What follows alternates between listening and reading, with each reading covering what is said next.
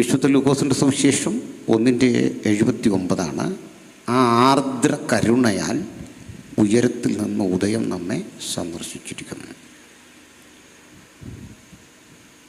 നമ്മൾ കഴിഞ്ഞ ദിവസം കർത്താവായ യേശുക്രിസ്തുവിൻ്റെ തിരുപ്പിറവി എന്ന അത്ഭുത സംഭവത്തിൻ്റെ ചരിത്രവും ദാർശനികവുമായ ചില പശ്ചാത്തലങ്ങൾ വിശകലന വിധേയമാക്കി.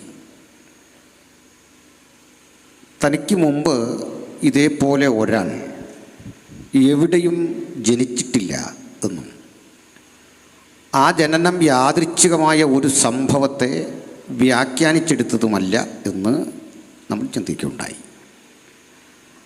ആ ചിന്തയുടെ ഏറ്റവും ഉദാത്തമായ അതിൻ്റെ പര്യവസാനത്തിൽ നമ്മൾ പറഞ്ഞത് കർത്താവായ യേശുക്രിസ്തുവിൻ്റെ ജനനം ആഘോഷിക്കാൻ ഇന്ന് ആളുകൾ ശക്തരായിട്ടുണ്ട്. വലിയ ജനാവലി, ആഘോഷത്തിമുറിപ്പിലാണ് മനുഷ്യനിഷ്ടം. ആഡംബരങ്ങളും ആഘോഷങ്ങളും വളരെ പ്രസക്തമാകുന്ന ഒന്നാണ് ഈ ക്രിസ്മസ് കാലം. ക്രിസ്മസ് മനുഷ്യരെ സംബന്ധിച്ചിടത്തോളം എല്ലാ തരത്തിലും പെട്ട ആളുകൾ ആഘോഷിക്കുന്നു. ആഘോഷം പെരുവഴികളിൽ വലിയ ചില വിമർശനങ്ങൾക്ക് പോലും ഇടയാകുന്നു.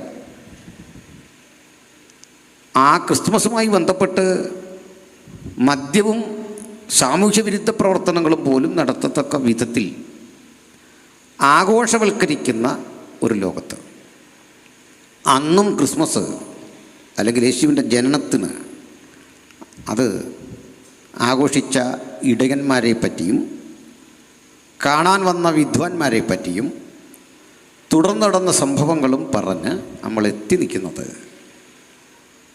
ഇത്രയും വലിയ ജനപിന്തുണ ഉണ്ടായിട്ടും 70 ശിഷ്യന്മാരാകെ അതിൽ തിരഞ്ഞെടുക്കപ്പെട്ട 12 പേര്, അതിൽ നിന്ന് പ്രത്യേക ദൗത്യത്തിന് ഉത്തരവാദിത്വപരമായി നിയോഗിക്കപ്പെട്ട 3 പേര്. ഇതാണ് ആ ശിഷ്യഗണങ്ങളുടെ ഒരു ഘടന.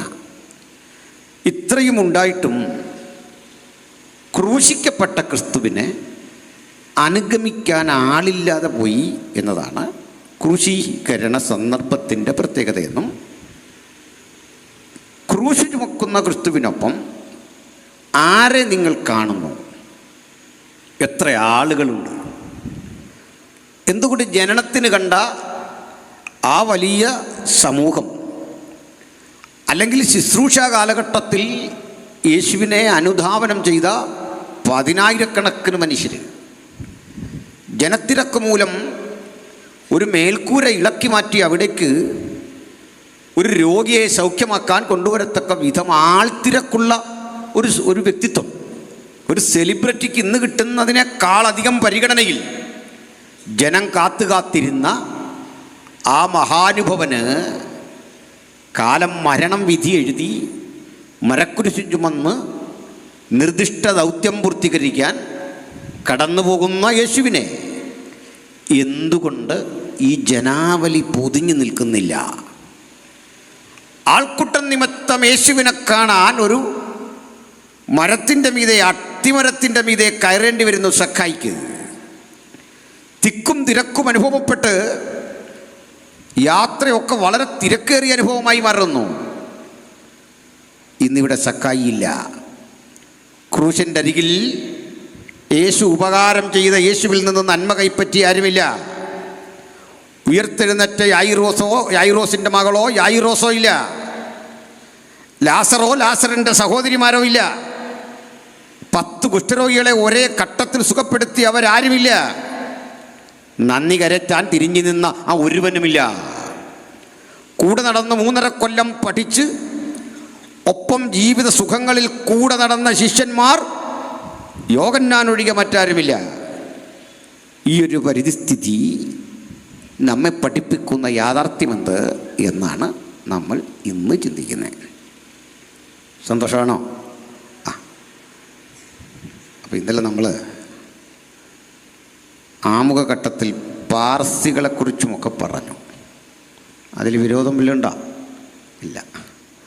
അങ്ങനെങ്കിൽ ഇന്ന് ഈ ഒരു കാര്യം പറയാൻ റോമാക്കാരെ കൂടി നമുക്കതുപോലെ ഒന്ന് ഒരു 8-10 മിനിറ്റ് വിശകലനം ചെയ്ത് പഠിക്കണം, ഗ്രഹിക്കണം.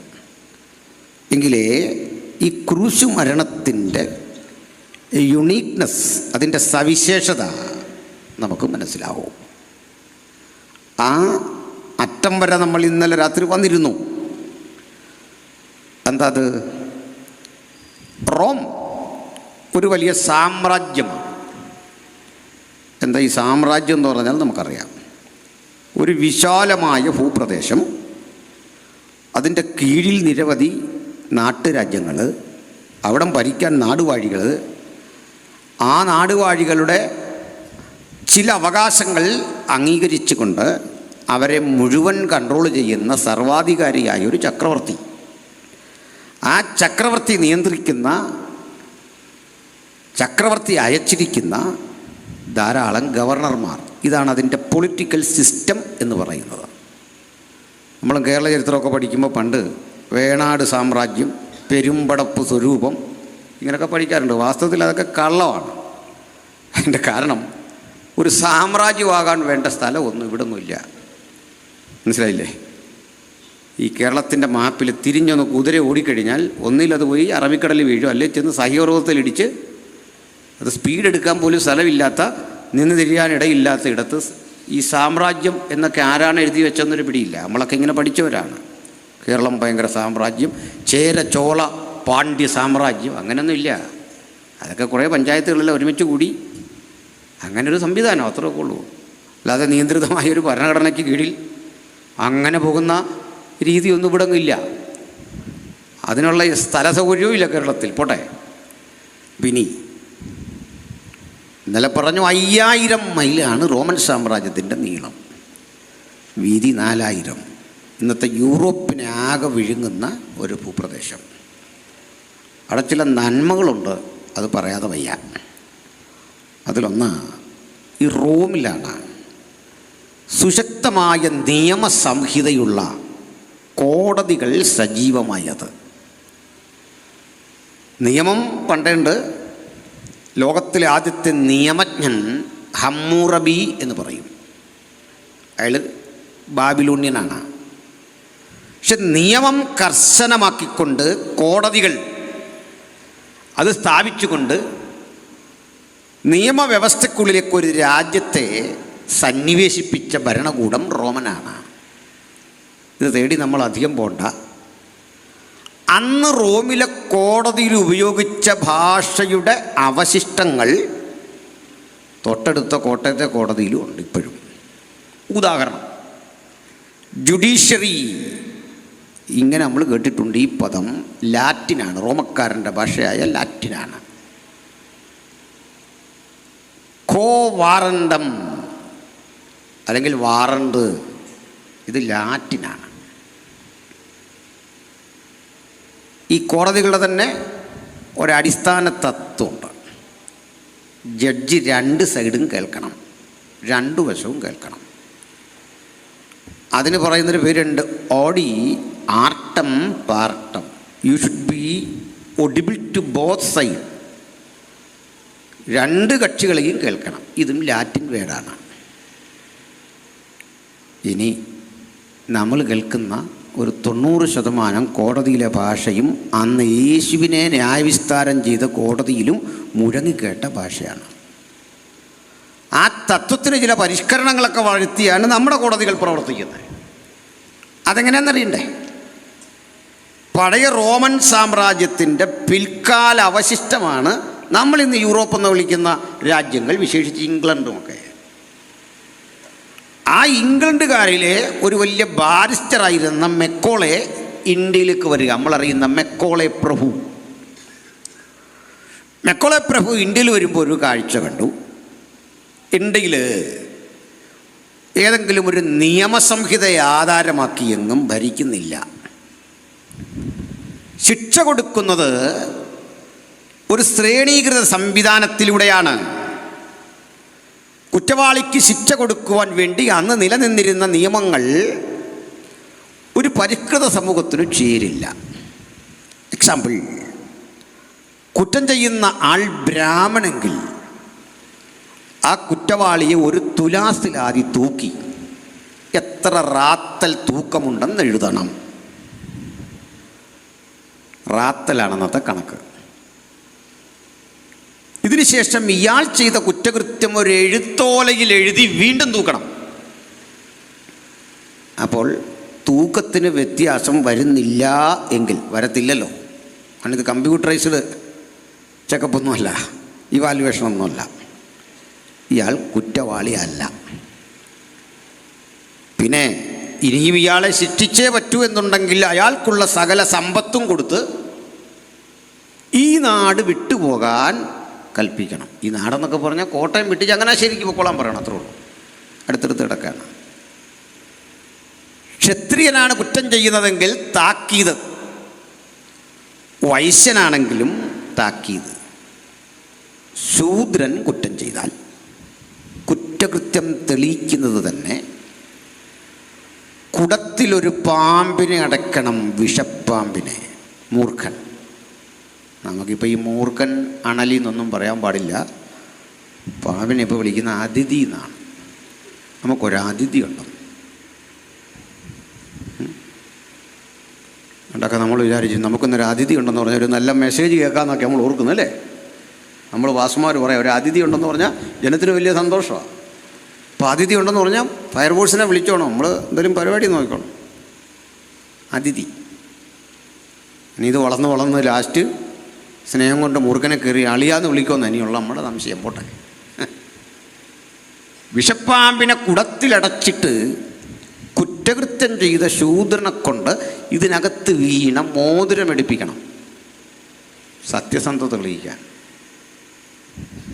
വേറൊന്നും കൂടിയുണ്ട്, നിങ്ങൾക്ക് കിട്ടും ശുചീന്ദ്രൻ രേഖകൾ, മതിലകൻ രേഖകൾ, DC കിട്ടും പുസ്തകമൊക്കെ. ശുചീന്ദ്രൻ രേഖകൾ എന്താണെന്നറിയണ്ടേ? ശുചീന്ദ്രൻ കൈമുക്ക് എന്നൊരേർപ്പാടുണ്ട്. തിളച്ച എണ്ണയിലേക്ക് കുറ്റവാളിയുടെ കൈമുക്കും. പൊള്ളിയാൽ കുറ്റവാളി, പൊള്ളാതിരിക്കില്ലല്ലോ. ചുരുക്കത്തിൽ ആരോപണ വിധേയൻ കുറ്റവാളി. ഇങ്ങനെയുള്ള ശിക്ഷകൾ നമ്മുടെ നാട്ടിലൊരു 150 കൊല്ലം വരെയൊക്കെ നടന്നിരുന്നു. ആ ശുചീന്ദ്രൻ രേഖകളിലൊക്കെ ഉണ്ട്. ഇങ്ങനെ ഓരോ സ്ഥലങ്ങളിൽ ഓരോ തരം ശിക്ഷ. ചണ്ടാളനാണെങ്കിൽ, ശൂദ്രനും താഴെയുള്ള ആളാണ് ചണ്ടാളൻ. ചണ്ടാളനാണെങ്കിൽ അവൻ്റെ ശിക്ഷ കുറെ കൂടി ഭീകരമെന്ന് കേട്ടാൽ പോരാ. ചണ്ടാളൻ ഒരു ബ്രാഹ്മണന് നേരെ തിരിഞ്ഞ് ശാപവർഷം ഉന്നയിച്ചാൽ അവനെ കൊണ്ട് നഗ്നനാക്കി നിർത്തി അവൻ്റെ പൃഷ്ഠഭാഗത്ത് ഒരു ഇരുമ്പ് ദണ്ട് അടിച്ച് കയറ്റി ഉച്ചി വരെ കയറ്റി ആ ഇരുമ്പ് ദണ്ട് പബ്ലിക്ക് കാണാൻ ഭാഗത്തിന് കുഴിച്ചു വെക്കണം. ആൾ അവിടെ നിന്ന് മരിക്കണം. ചിത്രവധം എന്നൊരു ഏർപ്പാടുണ്ട്. എന്താ ചിത്രവധം? പക്ഷിയെ ഇട്ടിരിക്കുന്ന കൂട് പോലൊരു കൂട്. ആ കൂടിനുള്ളിൽ കുറ്റവാളിയെ നഗ്നനാക്കി നിർത്തും. കയ്യും കാലും ഒക്കെ അതിനുണ്ട്. ആ കൂട് പൂട്ടും, അഴിയ. എന്നിട്ടത് കൂട് ഒരു വലിയ ശീലാന്തിൽ ഇങ്ങനെ കെട്ടിത്തൊക്കിയിടും, ഒരു കൊടിമരം പോലെ സൗകര്യത്തിൽ. അതും വഴിയോരത്ത്. കാക്കകൾ കൊത്തി, കഴുകൻ കൊത്തി, പട്ടിണി കിടന്നുമൊക്കെ ആ മനുഷ്യൻ മഴയും വെയിലുമൊക്കെ അടിച്ച് അവിടെ കിടന്ന് മരിക്കണം. ഇങ്ങനെ ഇന്ത്യയുടെ പലയിടങ്ങളിൽ മനുഷ്യത്വത്തിൻ്റെ എല്ലാത്തരം അവകാശങ്ങളെയും നിഷേധിച്ചുകൊണ്ട് ഇത്തരത്തിലെ വ്യവഹാരങ്ങൾ നടക്കുന്ന ഘട്ടത്തിൽ മെക്കോളെ പ്രഭു ഇന്ത്യയിൽ വരുന്നു. അയാൾ ഒരു നിയമസംഹിത എഴുതിയുണ്ടാക്കുന്നു. അങ്ങനെ 1860 മെക്കോളെ പ്രഭു എഴുതിയുണ്ടാക്കിയ നിയമസംഹിതയുടെ പേരാണ് IPC. IPC എബനേസറാണോ എന്നായിരിക്കും നിങ്ങളുടെ സംശയം. ഇന്ത്യൻ പീനൽ കോഡ് എഴുതിയതാരാണ്? Macaulay, Lord Macaulay. ആ നിയമത്തിനൊരല്പം പേര് മാറ്റിയിട്ട് നമ്മളിന്ന് ഉപയോഗിക്കുന്നു ഭാരതീയ ന്യായ സംഹിത, BNS. തെളിവുകൾക്ക് ചില നിയമങ്ങൾ കൊണ്ടുവന്നു ഇന്ത്യൻ എവിഡൻസ് ആക്ട്. പ്രതിയെ ശിക്ഷിക്കാൻ ചില സംവിധാനങ്ങൾ കൊണ്ടുവന്നു criminal procedure code, CRPC. IPC വന്നു, CRPC വന്നു, ഇന്ത്യൻ എവിഡൻസ് ആക്ട് വന്നു, ഇന്ത്യൻ കമ്പനി ആക്ട് വന്നു. ഇങ്ങനെ നിയമാവലിക്കുള്ളിൽ ഇന്ത്യയെ സജ്ജീകരിച്ചു കൊണ്ടുവന്നത് മെക്കോളെ പ്രഭുവിൻ്റെ കാലത്താണ്. അതുകൊണ്ടാണ് നമ്മുടെ കോടതിയിൽ ഇപ്പോഴും ലാറ്റിൻ ഭാഷ. മനസ്സിലായോ? നമ്മുടെ ജില്ലാ കളക്ടർമാർക്കൊക്കെ മജിസ്ട്രേറ്റ് അധികാരം വന്നതും അങ്ങനെയാണ്. അതൊക്കെ പോട്ടെ, നമുക്ക് റോമിലേക്ക് ചെല്ലണം. റോമിൽ 4-5 തരം മനുഷ്യരുണ്ട്. റോമിലെ അതിസമ്പന്നരായ പെട്രീഷ്യൻസ്, വലിയ സമ്പന്നര്. സത്യത്തിൽ അവരായിരുന്നു റോമിനെ ഭരിക്കുന്നത്. അംഗസംഖ്യയിൽ ചുരുക്കമാണ്, പക്ഷെ അവരാണ് റോമിനെ ഭരിക്കുക. അതിനിന്നും മാറ്റമില്ല. ഇന്ത്യ ഭരിക്കുന്നത് ആര് എന്ന് ചോദിച്ചാൽ സംശയിക്കേണ്ട 2.3% വരുന്ന ഒരു കമ്മ്യൂണിറ്റിയാണ് ഇന്ത്യ ഭരിക്കുന്നത്. ബെനിയ എന്നാണ് അവരുടെ പേര്, ബെനിയ. ഈ ബെനിയ എന്നറിയപ്പെടുന്ന വൈശ്യവിഭാഗമാണ് ഇന്ത്യ ഭരിക്കുന്നതെന്ന് പറഞ്ഞാൽ നിങ്ങൾക്ക് അങ്ങനെ അങ്ങോട്ട് വിശ്വാസം വരുന്നില്ല. അത് ചിലരുടെ പേര് പറയുമ്പോൾ നിങ്ങൾ സമ്മതിക്കും. നമ്മുടെ മഹാത്മജി ബെനിയ വിഭാഗത്തിൽപ്പെട്ട ആളായിരുന്നു. മഹാത്മജിക്കൊരു സ്പോൺസർ ഉണ്ടായിരുന്ന പേര് ബിർള എന്നായിരുന്നു. മഹാത്മജിയുടെ കെട്ടിടം ബിർള കൊടുത്തതാണ്. അതുകൊണ്ടാണ് ബിർള മന്ദിർ എന്നതിന് പേര്. ഇന്നാ തലമുറയിൽ ആദിത്യ ബിർളയാണ് ആ സമ്പത്തിൻ്റെ കൈയടക്കം. ഇനി ഞാൻ ചില ബനിയ വിഭാഗക്കാരുടെ പേര് പറയാം, നിങ്ങൾക്ക് പെട്ടെന്ന് പിടികിട്ടും. ഒരാളുടെ പേര് ഗൗതം അദാനി എന്നാണ്. ഇനി ഒരാളുടെ പേര് മുകേഷ് അംബാനി എന്നാണ്. ഇനി ഒരാളുടെ പേര് ലക്ഷ്മി മിത്തൽ എന്നാണ്. അപ്പം ലക്ഷ്മി മിത്തൽ, ഗൗതം അദാനി, അംബാനിമാർ അല്ലെങ്കിൽ ധീരുഭായ് കുടുംബം, അസിം പ്രേംജി, ഇങ്ങനെ ഇന്ത്യയിലെ അതിസമ്പന്നർ, ലോകസമ്പന്നരുടെ പട്ടികയിൽ അവരുണ്ട്. ഇവർ നിശ്ചയിക്കുന്ന രീതിയിൽ ഇന്ത്യൻ ഭരണത്തിന് പോകാൻ പറ്റൂ. അത് ഏത് ഭരണകൂടം വന്നാലും. ഇതുപോലൊരു എലീറ്റ് ക്ലാസ്സാണ് പണ്ട് റോമിലെ ചക്രവർത്തിയെ നിയന്ത്രിക്കുന്നത്. തൊട്ടു താഴെ മറ്റൊരു ഗ്രൂപ്പുണ്ട്, അവരെ വിളിച്ചു പ്ലീബിയൻസ്. ഇവർ ഇടത്തരക്കാരാണ്, അതിസമ്പന്നരല്ല. ഇവർ വളരെ പണിപ്പെട്ടെങ്കിൽ അവർക്ക് പോലും ഈ ഉന്നത പൗരത്വം ലഭിക്കൂ. ഇനിയാണ് നമ്മുടെ പൗലോസിൻ്റെ വാക്കുകൾ.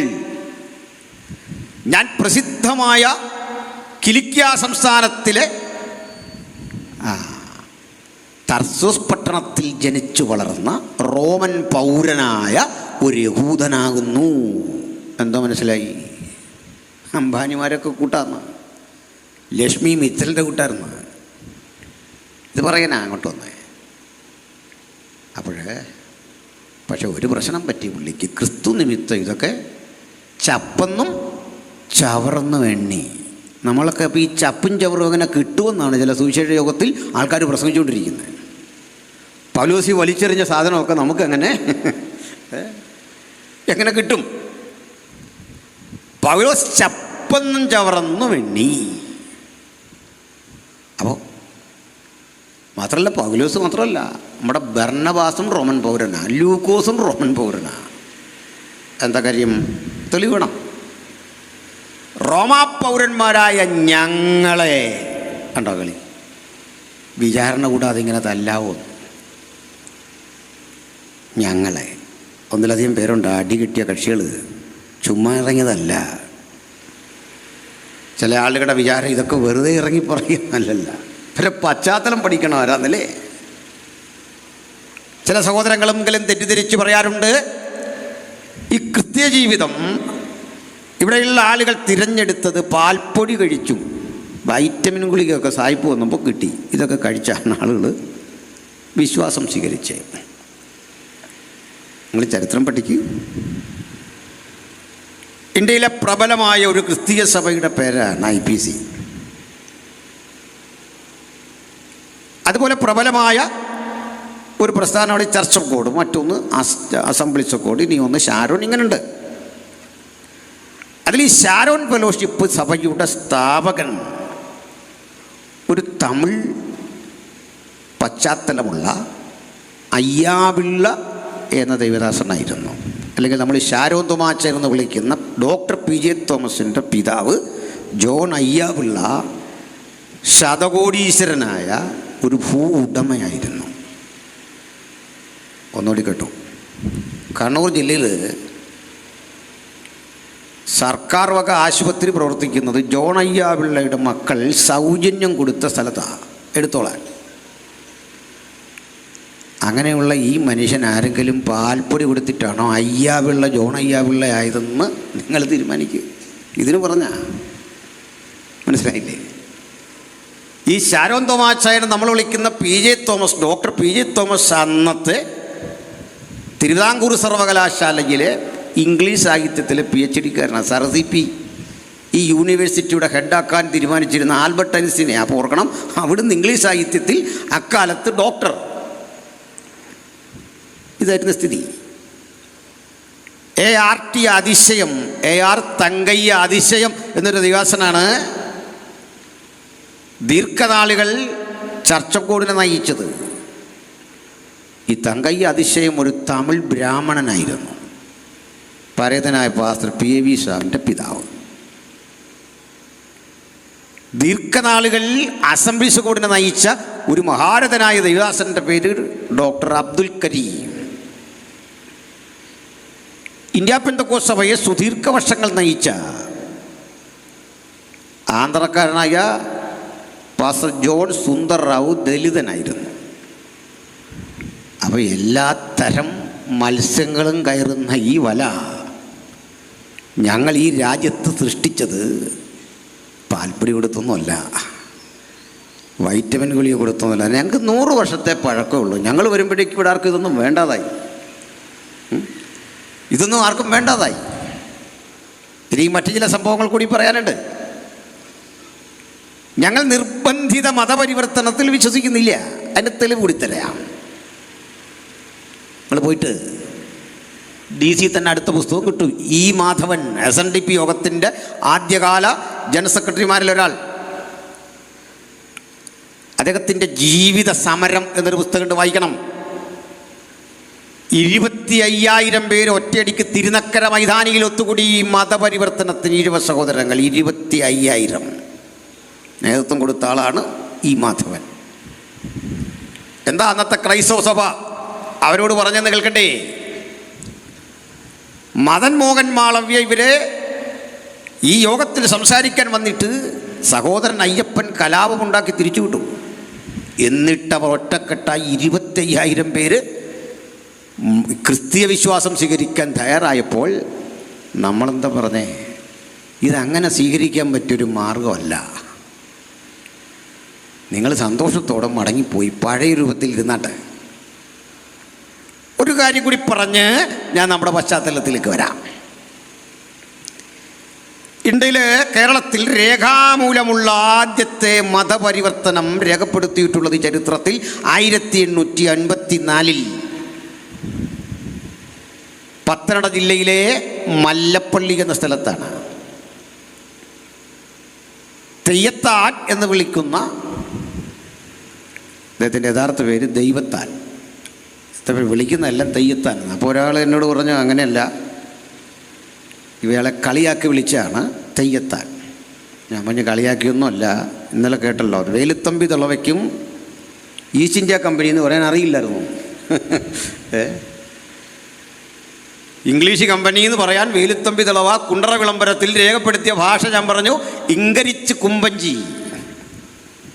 ഒന്നുകൂടെ നിങ്ങളുടെയൊക്കെ ആധാരം എടുത്താൽ അതിനകത്ത് കാണും ഭണ്ഡാരപ്പാട്ടവക സ്ഥലം അല്ലേ? ഭണ്ഡാരം എന്ന പദത്തിന് തിരിഞ്ഞു കിട്ടില്ലായിരുന്നു. അന്നത്തെ ബുദ്ധിജീവികളെല്ലാം ഭണ്ഡാരം, ട്രഷറി, ഇത് പറയാൻ ഉപയോഗിച്ച പദം ഭണ്ഡാരം എന്നായിപ്പോയി. കാലം എത്ര കഴിഞ്ഞിട്ട് എത്ര ചീഫ് സെക്രട്ടറിമാരുന്നു, ഇവർക്കൊക്കെ ആരായി IAS കൊടുത്തതെന്നാ പേര്. എൻ്റെ പൊന്നു സാറേ, ഇത് തിരുത്തിയാൽ ആകാശം ഇടിഞ്ഞ് വീഴത്തില്ല. ഭണ്ഡാരവും പാട്ടവും ഒക്കെ കളഞ്ഞിട്ടിരുന്ന നല്ല മലയാള ഭാഷ. നമ്മുടെയൊക്കെ ആധാരം വായിച്ചാൽ ഇരുന്ന് കരഞ്ഞു പോകും. ഇതെന്തൊക്കെയോ എഴുതി പിടിപ്പിച്ചിരിക്കുന്നു. അപ്പോൾ ഇതാ സ്ഥിതി. എത്ര IAS വന്നു, എത്ര ഭരണപരിഷ്കാരം വന്നു, എത്ര നിയമപരിഷ്കാരം വന്നു. ഇന്നും നമ്മൾ കിടക്കുന്ന എവിടെ? ഭണ്ഡാരപ്പാട്ടമൊക്കെ സ്ഥലത്ത്. രാജാവിൻ്റെ വക സ്ഥലം ഈ ഭണ്ഡാരം വക സ്ഥലം കിടക്കുന്നതാണ് പണ്ടാരപ്പാട്ടം. നമ്മൾ വഴക്കുണ്ടാക്കുമ്പോഴൊക്കെ പോലെ നിൻ്റെ പണ്ടാരപ്പാട്ട വകയിലാണോടാ ഞാൻ കിടക്കുന്നതൊക്കെ ചോദിക്കുമല്ലോ. പക്ഷെ അത് നല്ല സ്ഥലമാണ്, വെട്ടിപ്പിടിച്ചൊന്നുമല്ല, അതാ അതിൻ്റെ അർത്ഥം. അതുപോലും അറിയാതെ ഈ വിഷയം ഉണ്ടാക്കുന്നത്. അപ്പം ഈ തെയ്യത്താൻ കാളയോടുകൂടെ നിലമുഴുന്നൊരു കാഴ്ച കോട്ടയത്തുനിന്ന് പോയ ജോൺ ഹോക്സ്വർത്ത് എന്ന മിഷണറി കണ്ടു. വിചിത്രമായി പുള്ളിക്ക് തോന്നി. എന്തൊരവസ്ഥയാണ്. പുള്ളി ഇടയ്ക്കിടയ്ക്ക് നീ കന്നുകാലി ഇങ്ങനെ തഴുകും. എന്തിനാണെന്നറിയണ്ടേ, ഇണക്കി നിർത്തിയില്ലാതെ ഇടഞ്ഞാൽ പ്രശ്നമാണ്. കന്നുകാലിക്ക് ഇയാളുടെ വലിയ താല്പര്യം ഇതും തോളിൽ വെച്ച് ഇങ്ങനെ തെയ്യത്താൻ പൊക്കൊണ്ടിരിക്കുകയാണ്. ദേഹമാസകലം ചെളി. ഈ ഹോക്സ്വർത്ത് അരിയിൽ ചെന്ന് വിളിച്ചു. ഇന്നിപ്പോൾ മല്ലപ്പള്ളി ഈയിലൂടെ നമ്മൾ അങ്ങോട്ട് ചെല്ലുമ്പോൾ ഈ തെയ്യത്താൻ നടന്ന വഴിയിലാണ് സിലോൺ പെന്തക്കോസ്ത് മിഷൻ്റെ ഒരു ഹാളിരിക്കുന്നത്. ചരിത്രത്തിൻ്റെ ഒരു കാവ്യനീതി. തെയ്യത്താനെ വിളിച്ചു. നീ ഇങ്ങനെ പണിതാൽ എന്ത് കൂലി കിട്ടും? അത് കൂലിയൊന്നുമില്ല, കഞ്ഞി കിട്ടും, പോകാൻ നേരം അരിയല്ല നെല്ല്. ഈ കഥകളൊക്കെ കേട്ട് പുള്ളി കരയുന്നൊന്നുമില്ല. കാരണം പുള്ളിക്ക് പ്രത്യേകിച്ച് ഇത് അയാളുടെ ജീവിതം ഇതാ. ആട്ടെ, നിനക്കിതൊക്കെ ഒന്ന് മാറണ്ടേ? എന്തിന്? യജമാനൻ എന്നെ വൻ വില കൊടുത്ത് വാങ്ങിയതല്ലേ. തൊട്ടടുത്തുള്ള തിരുനക്കര ചന്ത അടിമകളുടെ ഒരു കച്ചവട കേന്ദ്രം പറഞ്ഞ അടിമച്ചന്ത. തിരുനക്കര ചന്തയിൽ 18 രൂപയ്ക്ക് വിൽക്കുന്ന അടിമയ്ക്ക് ചങ്ങനാശ്ശേരി ചെന്നാൽ 3 രൂപയുള്ളൂ. 3 രൂപ മുതൽ മുകളോട്ടോ. അവിടെ നിന്ന്, കാരണം ഈ നടത്തിക്കൊണ്ട് വരുന്ന ചിലവൊക്കെയാണ്, ഇത്രയും പേരെ ഒരുമിച്ച് കൊണ്ടുവരണം. അവിടെ നിന്നൊരു 3 പേരെ അവിടുന്ന് മല്ലപ്പള്ളിക്ക് വിട്ടാൽ വില 21 രൂപയായിട്ട് കിടക്കും. യജമാനൻ 21 രൂപ കൊടുത്ത് എന്നെ ഭാര്യയൊക്കെ മേടിച്ചതാണ്. നിങ്ങൾ എത്ര പേരുണ്ട്? 8 പേര്. 8 പേർക്കുള്ള വില ഉടമസ്ഥന് കൊടുത്തിട്ട് ഇവരെ പിടിച്ചിഞ്ഞു വാങ്ങി. നീ എൻ്റെ മുതലല്ലേ, കുളിച്ച് വൃത്തിയാകാൻ പറഞ്ഞു. കുളിച്ചു. സായിപ്പ് കുറേ തുണി ഒക്കെ ധരിക്കാൻ കൊടുത്തു. അതിനു മുമ്പ് പാള പോലൊരു തുണി, ഒരു വസ്ത്രമാണ് ധരിക്കുന്നത്, നഗ്നത മറയ്ക്കാൻ. അപ്പോൾ ആരോ തടഞ്ഞപ്പോൾ സായിപ്പ് പറഞ്ഞു, എൻ്റെ അടിമ ഞാൻ വില കൊടുത്ത് വാങ്ങിയ സാധനം അത് എന്ത് ധരിക്കുമെന്ന് ഞാൻ തീരുമാനിക്കും, നിങ്ങൾ തടഞ്ഞിട്ടൊന്നും കാര്യമില്ല. പിറ്റേന്ന് രാവിലെ പിടിച്ച് സ്നാനപ്പെടുത്തി പള്ളി കൂട്ടിയില്ല, പിറ്റേ ആഴ്ചയിൽ കൂട്ടിയില്ല, പിറ്റേ മാസത്തിൽ കൂട്ടിയില്ല, വിട്ടു. നേരെ തിരുവല്ലയിലെ മിഷൻ സ്റ്റേഷന് വിട്ടു. ലണ്ടനിൽ പ്രസിദ്ധം ചെയ്യുന്ന ചർച്ച് മിഷൻ സൊസൈറ്റിയുടെ ഔദ്യോഗിക പത്രത്തിൽ അച്ചടിച്ചു വരുന്ന 75 ഇംഗ്ലീഷ് ക്വസ്റ്റ്യൻസ് ഉണ്ട്. ആ ക്വസ്റ്റ്യൻസ് എല്ലാം മലയാളീകരിച്ച് ഇവിടെ കൊടുത്തു. അക്ഷരം പഠിപ്പിച്ചു, ബൈബിൾ പഠിപ്പിച്ചു, പാട്ടുപുസ്തകം പാടാൻ പഠിപ്പിച്ചു. എന്നിട്ട് ഈ 75 ചോദ്യങ്ങൾക്ക് ഉത്തരം പറയണം. ദൈവം ആര്? യേശുക്രിസ്തു ആര്? പരിശുദ്ധാത്മാവെന്ത്? നമ്മൾ ഈ പഠിക്കുന്ന അടിസ്ഥാന ഉപദേശം എല്ലാം പഠിച്ചിട്ട് പറയാൻ പറഞ്ഞു. സങ്കീർത്തനം വായിക്കാൻ പറഞ്ഞു. ഇങ്ങനെ മാറ്റിയെടുത്ത് 1 കൊല്ലം കഴിഞ്ഞാണ് അവർക്ക് സ്നാനം നൽകുന്ന. 1 കൊല്ലം. സഹൃദയരെ, നിങ്ങൾ ഞങ്ങളുടെ രീതികൾ പഠിക്കണം, ഞങ്ങളുടെ ശൈലികൾ പഠിക്കണം. ഒരു മനുഷ്യനെ ഏതെങ്കിലും വിധത്തിൽ ഈ സഭയിലെത്തിച്ചിട്ട് എന്തെങ്കിലും നേട്ടമുണ്ടെന്നല്ല, യാതൊരുവനെ ക്രിസ്തുവിലെത്തിക്കുമ്പോൾ ഞങ്ങൾക്ക് കിട്ടുന്ന ഒരു സാറ്റിസ്ഫാക്ഷൻ ഉണ്ട്.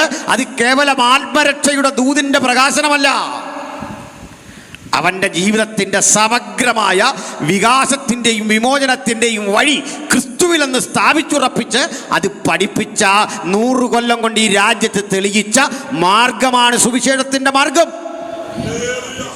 അതുകൊണ്ട് ഓരോ സുവിശേഷകനും അഭിനന്ദനം അർഹിക്കുന്നു. അവർ ആത്മാക്കളെ നേടുന്നതിൽ അഭിനന്ദനം അർഹിക്കുന്നു, പ്രാർത്ഥന അർഹിക്കുന്നു. ആ പ്രവൃത്തി തുടരാനുള്ള വ്യഗ്രതയില്ല ഈ വർഷാവസാനത്തിലും ഞങ്ങൾ ഈ ദേശത്തെ സുവിശേഷം കേൾപ്പിക്കുന്നത്. അപ്പോൾ പെറ്റീഷനെയും ബിലീവിനെയും മനസ്സിലായി. ഈ കൂടെ നമ്മൾ കേരളത്തിലേക്കൊന്ന് വന്ന ഇനിയുള്ളതാണ് അടിമകൾ. ഡൂലോസ് നമ്മൾ കേട്ടിട്ടുണ്ട്. അത് മിക്കവാറൊക്കെ ഈ ബൈബിൾ സ്കൂളിൻ്റെ പേരാണ്. ഞാനും ഒരു ഡൂലോസ് ബിബ്ലിക്കൽ സെമിനാരിയുടെ അധ്യാപകനും ഉത്തരവാദിത്തപ്പെട്ട ആളുമൊക്കെയാണ്. വാസ്തവത്തിൽ ആ പേരിൻ്റെ അർത്ഥം അടിമ എന്നാണ്. ഒരാളെ അടിമ ഞാനാണോ, പ്രിൻസിപ്പളാണോ, കുട്ടികളാണോ എന്നൊക്കെ ഇനിയും കാലം തെളിയിക്കട്ടല്ലേ. ഡൂലോയ് അതാ ബഹുവചനം. നമുക്കൊരു കപ്പലുണ്ടായിരുന്നു, ഡൂലോസ് അല്ലേ? അടിമകൾ. ഇനിയുള്ളത് ഈ വന്ന് പറക്കുന്ന കക്ഷികളാണ്, മൈഗ്രൻ്റാണ്. ബംഗാളികളൊക്കെ അങ്ങ് ബംഗാളിൽ നിന്ന് നുഴഞ്ഞിവിടെ കയറി ഒറ്റയടിക്ക് ഇന്ത്യക്കാരാവും. ഈ ഇനം ഒത്തിരി നമ്മുടെ നാട്ടിലുണ്ടല്ലേ. അപ്പോൾ ഈ ടൈപ്പ് ആളുകൾക്ക് നേരെ ചെന്നൊരു കേസ് ഫയൽ ചെയ്യാൻ റോമിൽ അവകാശമില്ല. നേരെ പരാതിപ്പെടാൻ അവകാശമില്ലാത്തത് കൊണ്ട് നിയമവിദഗ്ധർ വഴിയെ ഇവർക്ക് ചെല്ലാൻ പറ്റൂ. അതുകൊണ്ട് ഇവരെ ഒരു പേരിട്ട് വിളിച്ചു, ക്ലൈൻറ്റ്. അതാ ഇന്നും കോടതി വിളിക്കുന്ന ക്ലൈൻറ്റ്, എൻ്റെ കക്ഷി. മനസ്സിലായില്ലേ? നമ്മുടെ വക്കീൽ നമ്മളെ കുറിച്ച് പറയുന്നതാ, ഇതെൻ്റെ ക്ലൈൻറ്റാണ്. അപ്പോൾ ക്ലൈൻറ്റിന് നേരെ സംസാരിക്കാൻ അറിയില്ല, പറ്റില്ല. അതിന് പകരം അപ്പോൾ റോമിൽ ക്ലൈൻറ്റ്സ് ഉണ്ടായിരുന്നു. ഇത്തരത്തിൽ മനുഷ്യർക്കിടയിൽ അംഗസംഖ്യ കൊണ്ട് അടിമകൾ വലിയൊരു ജനതയായിരുന്നു. ആ വലിയ കോടിക്കണക്കിനുള്ള ആ മനുഷ്യരെ എണ്ണത്തിൽ നന്നേ ചുരുക്കമായ ഈ പെറ്റീഷൻസ് ഭരിച്ചു. അതിലും അത്ഭുതമില്ല. കാരണം 35 കോടി വരുന്ന ഇന്ത്യക്കാരെ 1 ലക്ഷം വരുന്ന ഈസ്റ്റ് ഇന്ത്യ കമ്പനി ഭരിച്ചു. 1 ലക്ഷമുള്ളൂ, 1 ലക്ഷത്തിൽ താഴെ. നമുക്ക് 35 കോടിയാണ് ജനാധിപത്യ. നമ്മളെല്ലാം കൂടെ ചുമ്മാ കൂടിയാൽ മതി, സാഹിബ് പോകുമായിരുന്നു. അത്രയും ആൾക്കാർ നമ്മളുണ്ടായിരുന്നു അന്ന്. ഇതാ സ്ഥിതി. ഒരു സമ്മേളനം കൂടിയാൽ മതിയാണ്, ആര് പോയനെ. പോകാനുള്ള മാൻ പവർ നമുക്കുണ്ടായിരുന്നു. അത് പോട്ടെ. അപ്പം അതിലൊരു പരിധി വരെ ഈ ഇവർ പോകാഞ്ഞതിൻ്റെ ഒരു കാരണം മറ്റൊന്നാണ്, നമ്മുടെ ചില രീതികളുണ്ടാകും. നമ്മളൊന്ന് നോക്കി ഇവരെ ഓടിക്കാനൊക്കെ യുദ്ധം ചെയ്യാൻ വേണ്ടി പദ്ധതി ഇട്ടു. യുദ്ധത്തിൽ നമ്മുടെ യുദ്ധം എന്നൊക്കെ പറഞ്ഞാൽ വളരെ മാതൃകാപരമായ യുദ്ധമായി. എതിരാളിയെ വണങ്ങും, അങ്ങനെയാണ്. ഉണ്ട്, എന്തൊരു മര്യാദയാണ്. നമ്മളൊരുത്തം തല്ലാൻ വന്ന് അവനെ ഒന്ന് വണങ്ങുക, സൂര്യനെ വണങ്ങുക, ഭൂമിയെ വണങ്ങുക. കൂടാതെ ഒരു പരിപാടിയും കൂടെ ഉണ്ട്, ചുമ്മാ കയറി അടിക്കാൻ പാടില്ല. അതിന് നിയമാവലികളൊക്കെ ഉണ്ട്. അതായത് അടി നടത്താൻ തുടങ്ങുന്നതിന് മുമ്പ് ആള് സിംഹത്തഞ്ചം പിടിച്ച് ഗജവടിവിൽ നിവർന്ന്, ഗജവടി എന്ന് പറഞ്ഞാൽ ആന നിവരുന്ന പോലെ നിവർന്ന്, ഇതും തുടങ്ങുന്നതന്നെ രാഹുകാലമൊക്കെ നോക്കിയാ. അപ്പോൾ വിസിൽ മുഴങ്ങി, ഇന്ത്യക്കാരൻ സായിപ്പിനിട്ട് ആക്രമിക്കാൻ തുടങ്ങി. സിംഹത്തഞ്ചം പിടിച്ചു, രാഹുകാലം കറക്റ്റായിരുന്നു. സിംഹത്തഞ്ചം പിടിച്ചു, ഗജവടിവിൽ നിവർന്നു, വ്യാക്രഗർജനം നടത്തി. ഇതൊന്നും മനസ്സിലാകാത്ത സായിപ്പ് തോക്കെടുത്ത് കാച്ചി. രാഹുകാലം എന്താ, സിംഹത്തഞ്ചം എന്താ, ഗജവടിവിൽ എങ്ങനെ നിവരുന്നേ, ഇന്നും പുള്ളിക്കറിയത്തിരുന്നു. വർഷോത്തറായി ഇമാരെന്താ ഇത് പഠിക്കുന്നത്? നമ്മുടെ സിംഹത്തഞ്ച്, നമ്മുടെ ഗജവടിവേ, നമ്മുടെ കുക്കുടാസനമൊക്കെ എന്നാ ഇനി ഇവൻ പഠിക്കുന്നൊരു പിടിയില്ല. അപ്പോൾ ഏതായാലും ഇവൻ കാച്ചി ഇന്ത്യ മുഴുവൻ അവൻ്റെ കയ്യിലിരുന്നു. ഇതാ തന്ത്രം വഴിയാണ് സാഹിബ് ഇവിടെ എല്ലാം ആധിപത്യം ഉറപ്പിച്ച്. ഇതുപോലെ ഇവർ പെരുമാറുന്ന ഘട്ടത്തിൽ ഒരു ചെറിയ അരക്ഷിതാവസ്ഥ ഉണ്ടായി. അത് പറഞ്ഞ് നമുക്ക് വിഷയത്തിൽ കയറാം. എന്താ അരക്ഷിതാവസ്ഥ എന്നറിയണ്ടേ? പ്രായമായ അടിമകളെ ഒന്ന് അക്കമഡേറ്റ് ചെയ്യാൻ സൗകര്യമില്ല. ഫുഡ് കൊടുക്കുകയും വേണം, പണിയെടുക്കാനും വയ്യ. എന്ത് ചെയ്യും? നമ്മളൊക്കെ തന്നെ കണ്ടിട്ടില്ലേ, ഐക്യ കൺവെൻഷനൊക്കെ നടത്തും. പ്രായമായ അച്ചായന്മാരുണ്ട്, നമ്മളൊരു ചുമതല കൊടുക്കും, പ്രയറിൻ്റെ കൺവീനർ. നമുക്കാണെങ്കിൽ അങ്ങനെയുള്ളൊരു തസ്തിയുണ്ട് അല്ലേ, എന്തെങ്കിലുമൊക്കെ ഒന്ന് ചെയ്യാം. അല്ലേ അച്ഛൻ ആ രക്ഷാധികാരി, പേട്രൺ. അച്ഛൻ ഇതെന്താന്ന് പോലും ആട്ടെ, എന്തോലും ആയല്ലോ മതി. നമ്മൾ നാളെ പ്രായമാകുമെന്ന് ഓർത്ത് വേണം ഈ കൺവീനർ ആക്കാൻ. മനസ്സിലായില്ലേ? നമ്മൾ ഒരുത്തരെ കൺവീനറാക്കിയ കൊച്ചുമക്കളെല്ലാം ചേർന്ന് നമ്മളെ പല കൺവീനർമാരാക്കും. അങ്ങനെ വരിക കാലം അല്ലേ? കാലം ഒന്നിനും കണക്ക് തീർക്കാതെ പോവില്ല. പോട്ടെ. അപ്പം ഇവർക്ക് പണിയെടുക്കാൻ വയ്യ. അപ്പോൾ ഭരണകൂടം ചെയ്തത്, ഇവർക്കുള്ള ഭക്ഷണപ്പൊതിയൊക്കെ തയ്യാറാക്കിയിട്ട് പറയും, ദൂരെയായി ഇന്നു മുതൽ ജോലി, വാ. കപ്പലിൽ കയറ്റി ഏകാന്ത ദ്വീപുകളിൽ കൊണ്ട് തട്ടും. വെറുതെ അല്ല, അവിടെ കൽക്കരിക്കനെയാണ്, കൽക്കരി ശേഖരിച്ച് കൊടുക്കണം. കൽക്കരി അന്നും ഉപയോഗിക്കും. അപ്പോൾ ഇവിടെ കിടന്ന് പണിയെടുക്കുക. പണിയെടുത്തെടുത്തെടുത്ത് ചാകും. വല്ലപ്പോഴും വരുന്ന ഭക്ഷണം 100 പേരുണ്ടെങ്കിൽ 10 20 പേർക്കുള്ള പൊതി അങ്ങോട്ട് തട്ടും. ഇവർ തമ്മിലടിച്ച് ചാകും. ചിലർ ഭ്രാന്തന്മാരാകും. അവിടെ ചിലർ ക്യാമ്പുണ്ട്. ആ ക്യാമ്പിലെ പട്ടാളക്കാർ ചാട്ടക്കടിക്കും. ക്രൂരമാണ് അവിടുത്തെ പീഡ. ഇങ്ങനെ മരിക്കും.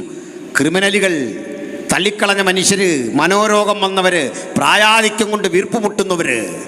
ഇത്തരമൊരു ദ്വീപിൻ്റെ പേരാ പത്മോസ്. അവിടെ ആ യോഹന്നാനെ വലിച്ചെറിഞ്ഞ്. അത് വേറൊരു ചരിത്രം. ഇത് ചെറുപ്പക്കാരിൽ ഇത് അറിഞ്ഞ് അവിടുന്നൊക്കെ ചാടി വന്നവരും രക്ഷപ്പെട്ടവരും ഒക്കെ പറഞ്ഞു കേട്ട അറിവുകളുടെ അടിസ്ഥാനത്തിൽ എൻ്റെ അപ്പനെ, അമ്മയെ, സഹോദരങ്ങളെ ആ ദ്വീപിലിട്ട് പീഡിപ്പിക്കുന്നു. ഈ വാർത്ത പരന്നതോടെ അടിമകൾക്കിടയിൽ ഈ പെട്രീഷ്യന്മാരെ വകവരുത്തണം. ഒരു ക്രിമിനൽ മൈൻഡ് സെറ്റ് ചെയ്തു. ഈ ക്രിമിനൽ മൈൻഡ് സെറ്റ് ചെയ്തതോടുകൂടി അടിമകൾ നാടെങ്ങും കലാപമഴിച്ചു വിട്ടു.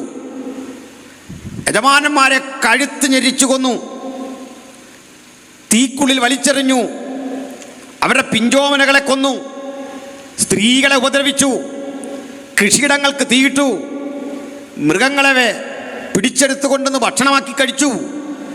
ഈ സംഘങ്ങളെ ഭയന്ന് തെരുവിലൂടെ നടക്കാൻ വയ്യ. വല്ലാത്ത അന്തരീക്ഷം. കാരണം ജനം വയലൻ്റായി. ജനത്തെ പിടിച്ചാൽ കിട്ടുന്നില്ല. ഈ വല്ലാത്ത പരിതസ്ഥിതിയിൽ ഇവരെ അമർച്ച ചെയ്യാൻ, ഇവരെ ഒതുക്കാൻ എടുത്ത പല നടപടിക്രമങ്ങളും പാളി. അവരെ ഒതുക്കാനെടുത്ത ഒരു ശ്രമത്തിൻ്റെ പേരാണ് ക്രൂശുമരണം. അപ്പോൾ നമ്മൾ വിഷയത്തിലെത്തി. രാജത്വത്തിനെതിരെ, പെട്രീഷ്യനെതിരെ കലഹിക്കുന്ന അടിമകൾ, യജമാന സ്ത്രീകളെ ഉപദ്രവിക്കുന്ന അടിമകൾ, കൃഷിയിടങ്ങൾക്ക് തീയിടുന്ന അടിമകൾ, ഇവരെ മാത്രം ചെയ്തു വരുന്ന ശിക്ഷയാണ് ക്രൂശുമരണം. ആ തിരുവെഴുത്തിൽ കാണുന്നു. യേശുവിനെ കുറിച്ച് പറയുമ്പോൾ അവനെ അധർമ്മികളുടെ കൂട്ടത്തിൽ എണ്ണി. ഇന്ന് രാത്രി വചനം കേൾക്കുന്ന പ്രിയപ്പെട്ടവരെ, ക്രിമിനക്കുറ്റം ചാപ്പകുത്തി ക്രൂസിൽ തറക്കാൻ നിർബന്ധിതരായ ആയിരക്കണക്കിന് അടിമകൾക്കൊപ്പം യേശുവിനെയും ബലിയാടാക്കിക്കൊണ്ട്, പാപമറിയാത്തവനെ പാപിയാക്കി മാറ്റിക്കൊണ്ട്, അവൻ പാപരഹിതനായിരുന്നിട്ട് കൂടി അങ്ങനെ ചാപ്പകുത്തി ക്രൂശിക്കത്തക്ക വിധം അവരെന്തു കുറ്റം ചെയ്തു എന്ന ചോദ്യത്തിന് കാലമിത്ര കഴിഞ്ഞിട്ടും ആർക്കും മറുപടിയില്ലെങ്കിൽ പ്രവാചകൻ ഉത്തരം പറഞ്ഞു, നമ്മുടെ സമാധാനത്തിനായുള്ള ശിക്ഷ അവൻ്റെ മേലായി, അവൻ്റെ അടിപ്പിണറുകളാൽ നമുക്ക് സൗഖ്യം വന്നുമിരിക്കുന്നു. ആ സൗഖ്യത്തിൻ്റെ വിളംബരമാണ് സുവിശേഷം. ആ സുവിശേഷം ഈ രാത്രിയും അതിൻ്റെ അന്തസ്സോട്, ആഭിജാത്യത്തോടെ ഈ ഗ്രാമത്തോട് ഇങ്ങനെ പ്രഘോഷിക്കട്ടെ. മറ്റൊരുവരിലും രക്ഷയില്ല. നാം രക്ഷിക്കപ്പെടുവാൻ ആകാശത്തിന് കീഴിൽ മനുഷ്യർക്കിടയിൽ നൽകിയ ആധികാരിക ശ്രേഷ്ഠമായ ഒരേ ഒരു നാമം കർത്താവായ യേശുക്രിസ്തുവിന്റെ തിരുനാമം. ഹല്ലേലൂയ. അപ്പൊ നമ്മൾ വിഷയത്തിലെത്തി. ഇവിടെ അടിച്ചൊതുക്കി ജനങ്ങളെ നിർബന്ധിതമായി രാഷ്ട്രം കൊണ്ടുവരാൻ ഒരുമ്പെട്ട ആ സമാധാന ശ്രമത്തിനൊരു പേര് പറയും പാക്സ് റൊമാന. ഈ യോഗം കുട്ടികളെ കൂടി ലക്ഷ്യമിട്ട് വേണമെന്ന് എബ്രാ സാറ് പറഞ്ഞ ഒരു സന്ദേശം കിടക്കുന്നുണ്ട്. ഇവർ കൂടി പിണപ്പെടുന്ന ഇത്തരം ചില കാര്യങ്ങൾ പറയുന്നത്. പിണക്കമുണ്ടോ?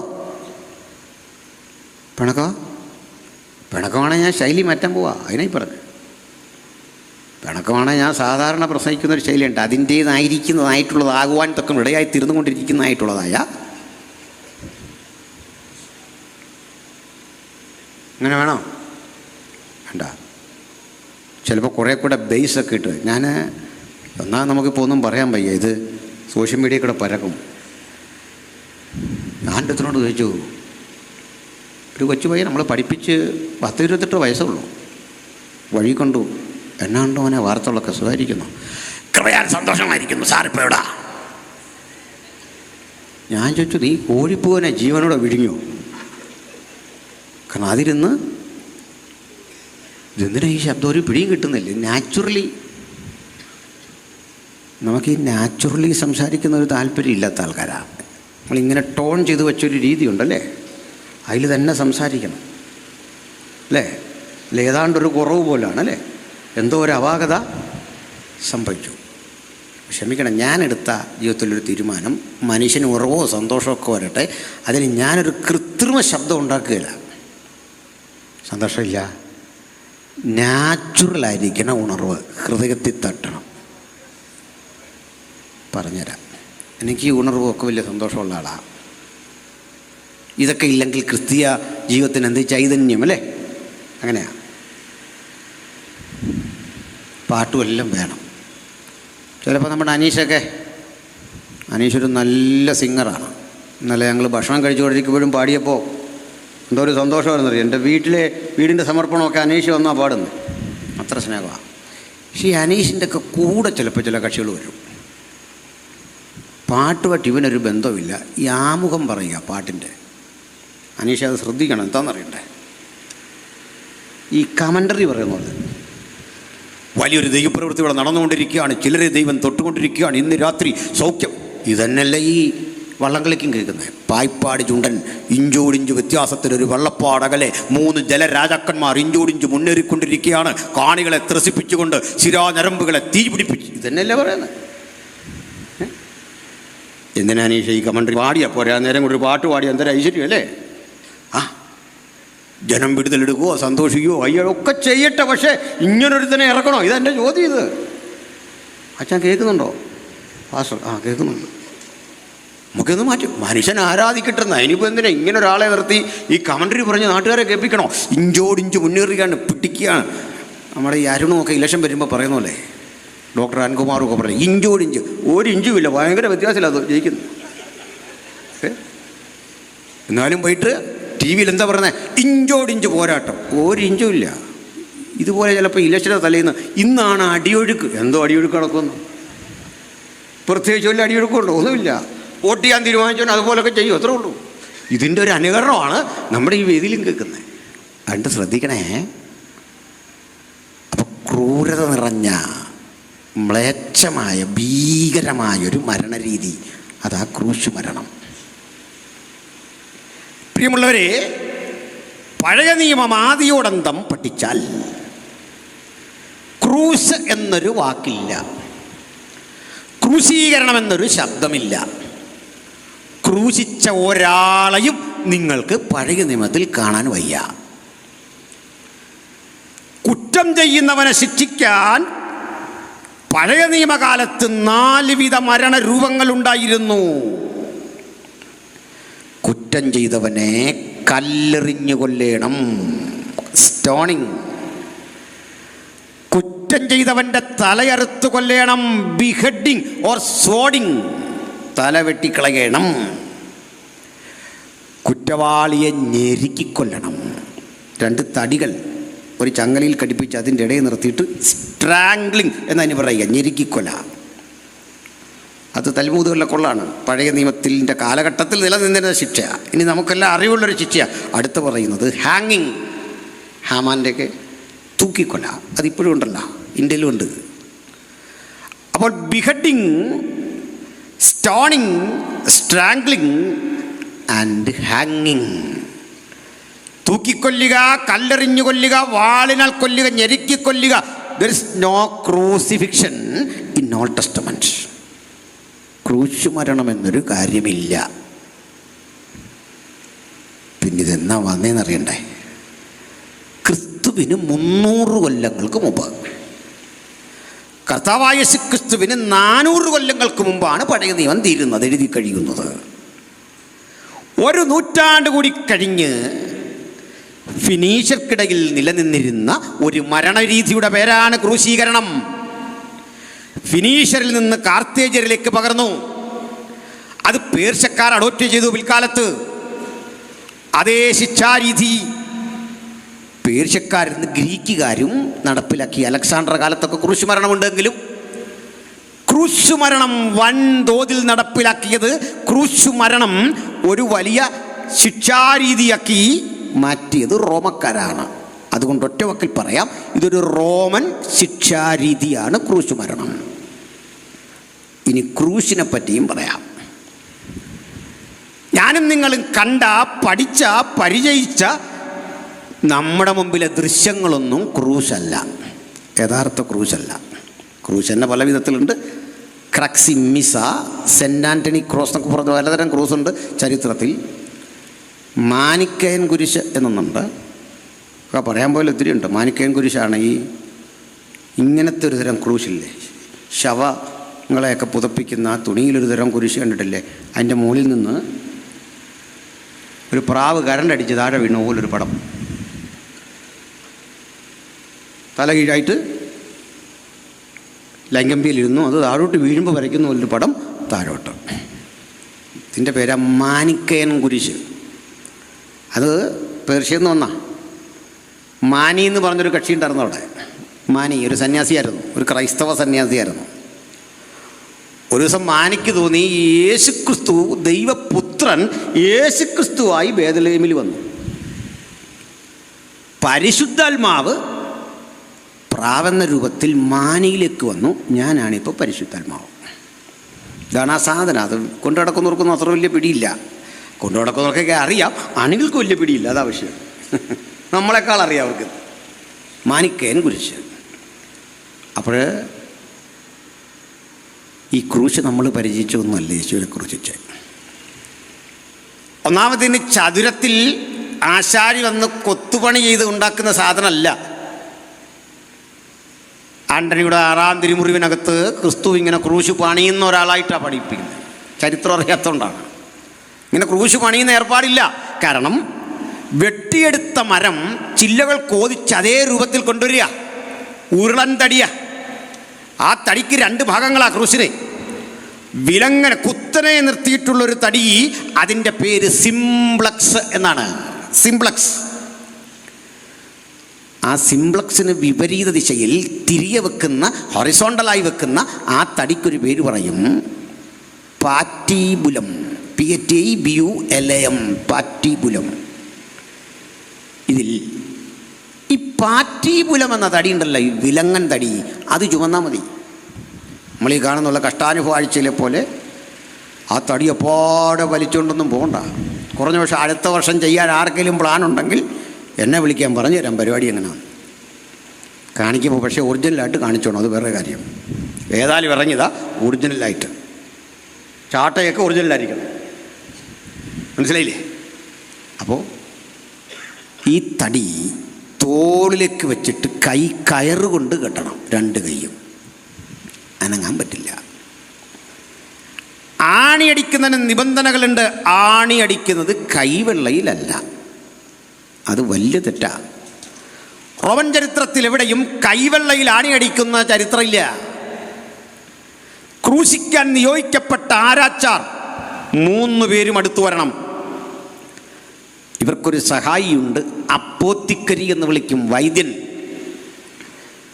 അപ്പോത്തിക്കരി വരണം. അയാൾ ഈ മനുഷ്യൻ്റെ ക്രൂശിക്കപ്പെടുന്നവൻ്റെ ശരീരം ഇങ്ങനെ നാഡി പരിശോധിച്ച്, ഞരമ്പുകൾ പരിശോധിച്ച് ആണിയടിക്കേണ്ട കൃത്യ സ്പോട്ട് മഷിക്കടയാളപ്പെടുത്തും. ഇവിടെയാണ് മിക്കപ്പോഴും വരിക.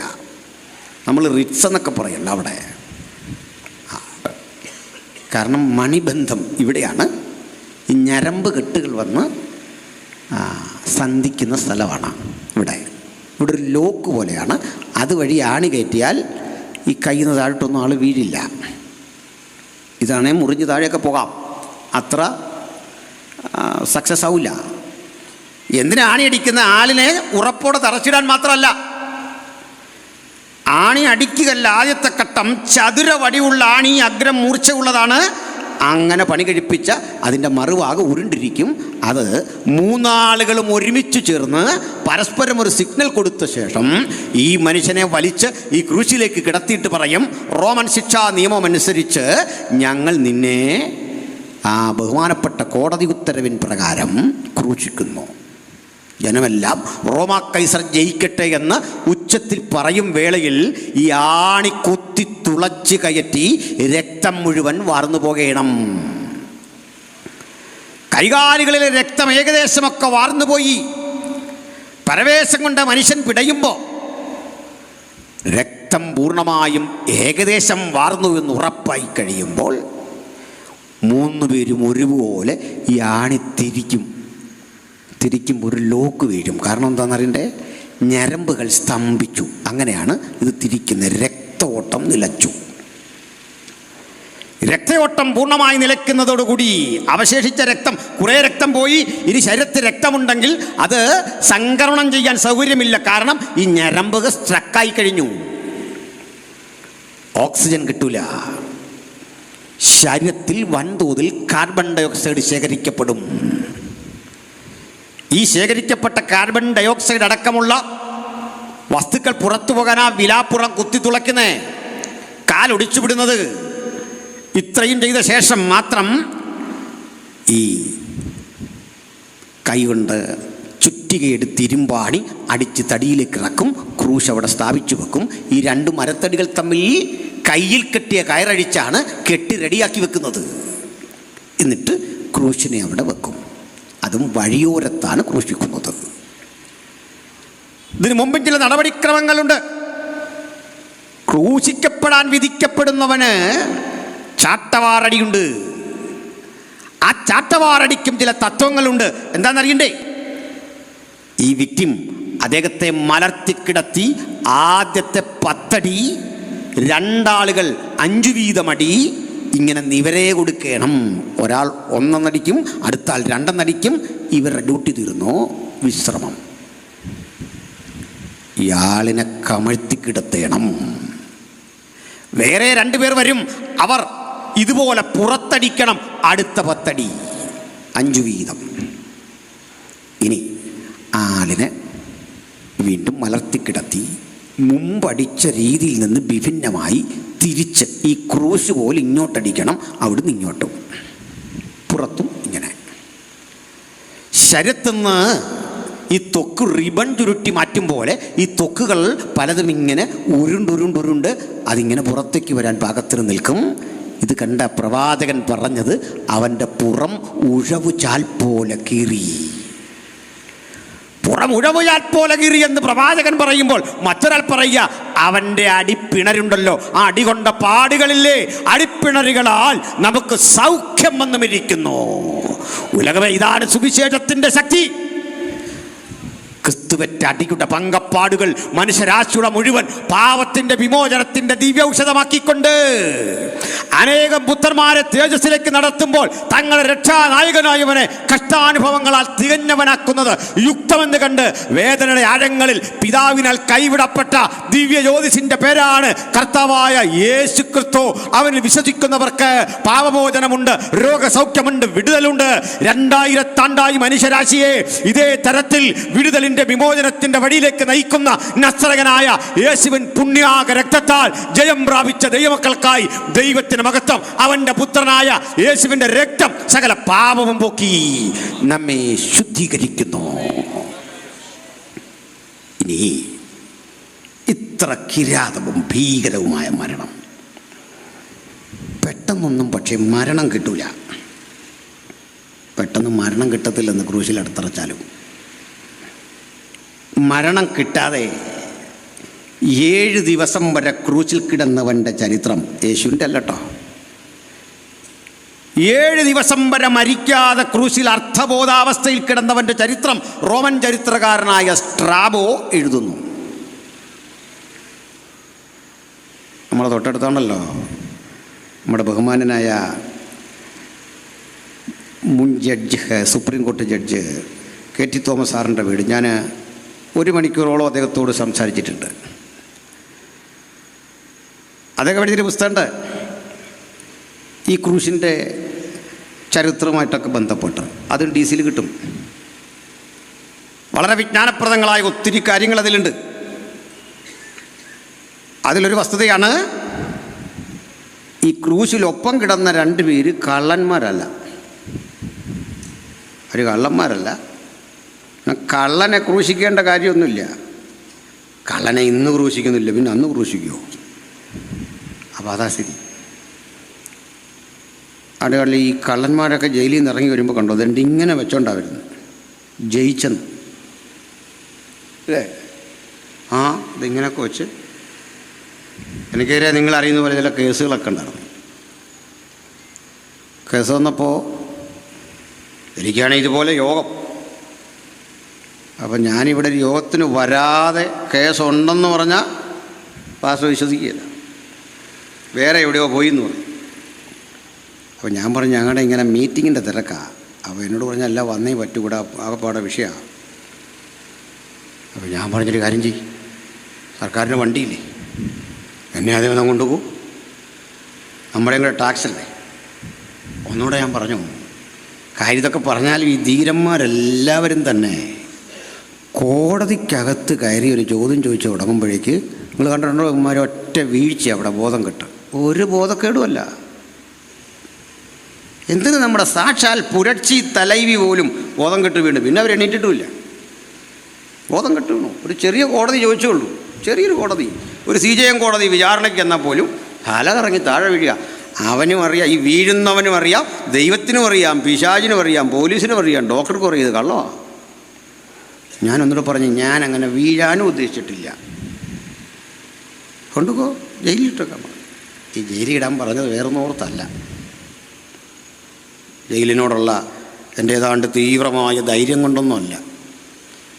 ഞാൻ അടുത്ത കാലത്ത് ഈ ജയിലിനെ പറ്റി പ്രസംഗത്തോടൊക്കെ ബന്ധപ്പെട്ട് ഒത്തിരി പഠിച്ചപ്പോൾ നമുക്ക് ഒരു സന്തോഷ വാർത്ത അവിടെ നിന്ന് കിട്ടുന്നത്. നല്ല ഒന്നാന്തരം ഫുഡ്, ചിക്കൻ, മട്ടൺ. എനിക്ക് അന്നുപോലെ തീരുമാനിച്ചാൽ എൻ്റെ ഈ ശരീരം ഒന്ന് മെച്ചപ്പെടുത്തിയെടുക്കണം. ഒരു 5-6 മാസമൊക്കെ കഴിഞ്ഞ് ഇറങ്ങി. ഞാൻ ഈ ഇറങ്ങുന്നവരെല്ലാം മുഖകാന്തി ഉണ്ടോ അതുകൊണ്ട് ഇങ്ങനെ അല്ലേ? നിങ്ങളെല്ലാം നോക്ക്, പുതിയ പുതിയ ആളുകൾ ഇങ്ങോട്ട് ഇറങ്ങിയാൻ വരുന്നത് എങ്ങനെയാ? ഇതിങ്ങനെ. ഇതുകൊണ്ട് പറഞ്ഞാണ്. അപ്പോൾ പോട്ടെ. അപ്പോൾ ക്രൂശിലേക്ക് വിടുന്നതിന് മുമ്പ് ചില നടപടിക്രമമുണ്ട്. ഇനി നമ്മുടെ കർത്താവിൽ തന്നെ കേന്ദ്രീകരിച്ചത് പറയാം, അത് നല്ലത്. ശ്രദ്ധിക്കണേ, ശ്രദ്ധിക്കുന്നുണ്ടോ? അത് ഈ ക്രൂശുമരണത്തെക്കുറിച്ച് കേൾക്കുമ്പോൾ നമ്മുടെ ഉള്ളിൽ രൂപപ്പെട്ടു വരേണ്ട ഭക്തിജന്യമായ ചില ചിന്തകളുണ്ട്. അതിൻ്റെ ചരിത്ര പശ്ചാത്തലം കൂടെ ചേർത്താൽ ഞാൻ പറയുക. ആ സവിശേഷത മാത്രമേ ഉള്ളൂ ഇതിന്. നമ്മൾ കർത്തൃമേശയിലൊക്കെ കേൾക്കുന്ന കാര്യങ്ങളാണ്. ഒന്നുകൂടി പറയാം. കർത്താവ് കാനാവിലെ കല്യാണവേളയിൽ കർത്താവ് പറഞ്ഞു, സ്ത്രീയെ, എൻ്റെ സമയം ഇതിൽ വന്നിട്ടില്ല, എൻ്റെ നാഴിക വന്നിട്ടില്ല എന്ന് പറഞ്ഞവൻ 1050 പരം ദിവസം കഴിഞ്ഞു. ഗത്സമനയിൽ പ്രാർത്ഥിക്കുമ്പോൾ യോഹന്നാൻ 17-ാം അധ്യായത്തിൽ പറയുക, പിതാവേ, നാഴിക വന്നിരിക്കുന്നു. ശുശ്രൂഷയുടെ ആരംഭത്തിൽ, അത്ഭുതങ്ങളുടെ ആരംഭമായി, അടയാളങ്ങളുടെ ആരംഭമായി കാനാവിൽ വെച്ച് പറഞ്ഞു, നാഴിക വന്നിട്ടില്ല. ക്രൂശിക്കപ്പെടുന്നതിൻ്റെ തൊട്ടു മുമ്പ് പറയുക, നാഴിക വന്നു. ദൈവപുത്രൻ പാപികളുടെ കയ്യിൽ ഏൽപ്പിച്ചു കൊടുക്കപ്പെടാൻ നാഴിക വന്നു. ആ നാഴികയിലേക്ക് പ്രവേശിക്കുന്നതിൻ്റെ തൊട്ടു മുമ്പ് പെസഹാവിരുന്നമൊക്കെ കഴിഞ്ഞ് ഭക്ഷണമൊക്കെ കഴിച്ച് സംതൃപ്തരായി നിൽക്കുന്ന ശിഷ്യഗണങ്ങളും കർത്താവും ഒത്തൊരുമിച്ച് വരിക. യൂദയില്ല, ബാക്കി 11 പേര്. ആ 11 പേരുമായി യേശു വന്നു. ഗത്സമനയുടെ തൊട്ടുപുറത്ത് 7-8 പേരെ നിർത്തി. ഒരു 3 പേരെയും കൊണ്ടകത്ത് വന്നു. അവിടുന്ന് ഒരല്പം കൂടെ ദൂരെ മാറി യേശു ഇരുന്നു. ഞാൻ ഇവിടെയാണ് പറഞ്ഞത്, നാഴിക വരാൻ കാത്തിരിക്കുന്നവൻ ഇപ്പോഴൊറ്റയ്ക്ക. 8 പേരില്ലേ, അവർ പുറത്താ. വേറൊരുവനില്ലേ, ഒറ്റിക്കൊടുത്തവൻ, അവൻ ഏറ്റവും പുറത്താ, ശത്രുപക്ഷത്തെത്തി. ഒപ്പം നിൽക്കുമെന്ന് കരുതിയ പത്രോസ്, കൂടെ നടന്ന യോഹന്നാൻ, സഹോദരനായ യാക്കോബ്, ഇവരല്പം കൂടെ അകലെ. നൊമ്പരപ്പെട്ട് പ്രാർത്ഥിക്കുന്ന ക്രിസ്തുവിനെ ജീവിതത്തിൽ ആദ്യമായി അവർ ആ രൂപത്തിൽ കണ്ടു. കടലിളകി വന്നാലും പരിഭ്രമിക്കാത്തവൻ, ഹെരോദാവിനെ മുഖത്ത് നോക്കി ആ കുറുക്കനെന്ന് വിളിക്കാൻ ധൈര്യം കാട്ടിയവൻ, പരീശ സദൂക്യ പക്ഷത്തെ വാക്കുകൾ കൊണ്ട്, അസ്ത്രമുന കൊണ്ട്, വാക്കിൻ്റെ അസ്ത്രമുന കൊണ്ട് നേരിട്ടവൻ, കാറ്റിനെ കടലിനെ ശാന്തമാക്കിയവൻ, ഇതാ പ്രാർത്ഥന മുറിക്കുള്ളിൽ വിങ്ങിപ്പൊട്ടി കരയുന്ന രംഗം കണ്ടിട്ട് ശിഷ്യന്മാർ അമ്പരന്നു. എന്തുപറ്റി ഗുരുവിന്? ആ പതർച്ച, ആ സങ്കടം അവരിലും ഒരു നിരാശയായി ഇങ്ങനെ ആളിപ്പടർന്ന് നിൽക്കവേ, ഞങ്ങൾ 2000 വർഷം കഴിഞ്ഞിട്ടും ചിലർ ആ വിമർശനം തുടരുന്നു. അവിടുന്ന് ദൈവമെങ്കിൽ എന്തിന് കരയണം, എങ്കിലും ഇഷ്ടപ്പെടണം, എന്തിന് വിങ്ങിപ്പൊട്ടണം? ദൈവത്തിന് കരച്ചിൽ വരുമോ? ദൈവമെങ്കിൽ വിങ്ങിപ്പൊട്ടുമോ? പറയാം, അങ്ങനെയല്ല ഇതിനെ കാണേണ്ടത്. ദൈവം ദൈവം പിതാവ്, പുത്രൻ, പരിശുദ്ധാത്മാവ് എന്നിങ്ങനെ 3 വ്യത്യസ്ത ആളത്വങ്ങളിൽ വിരാജിക്കുമ്പോഴും അവിടുത്തെ ദൈവത്വം ഒന്ന്.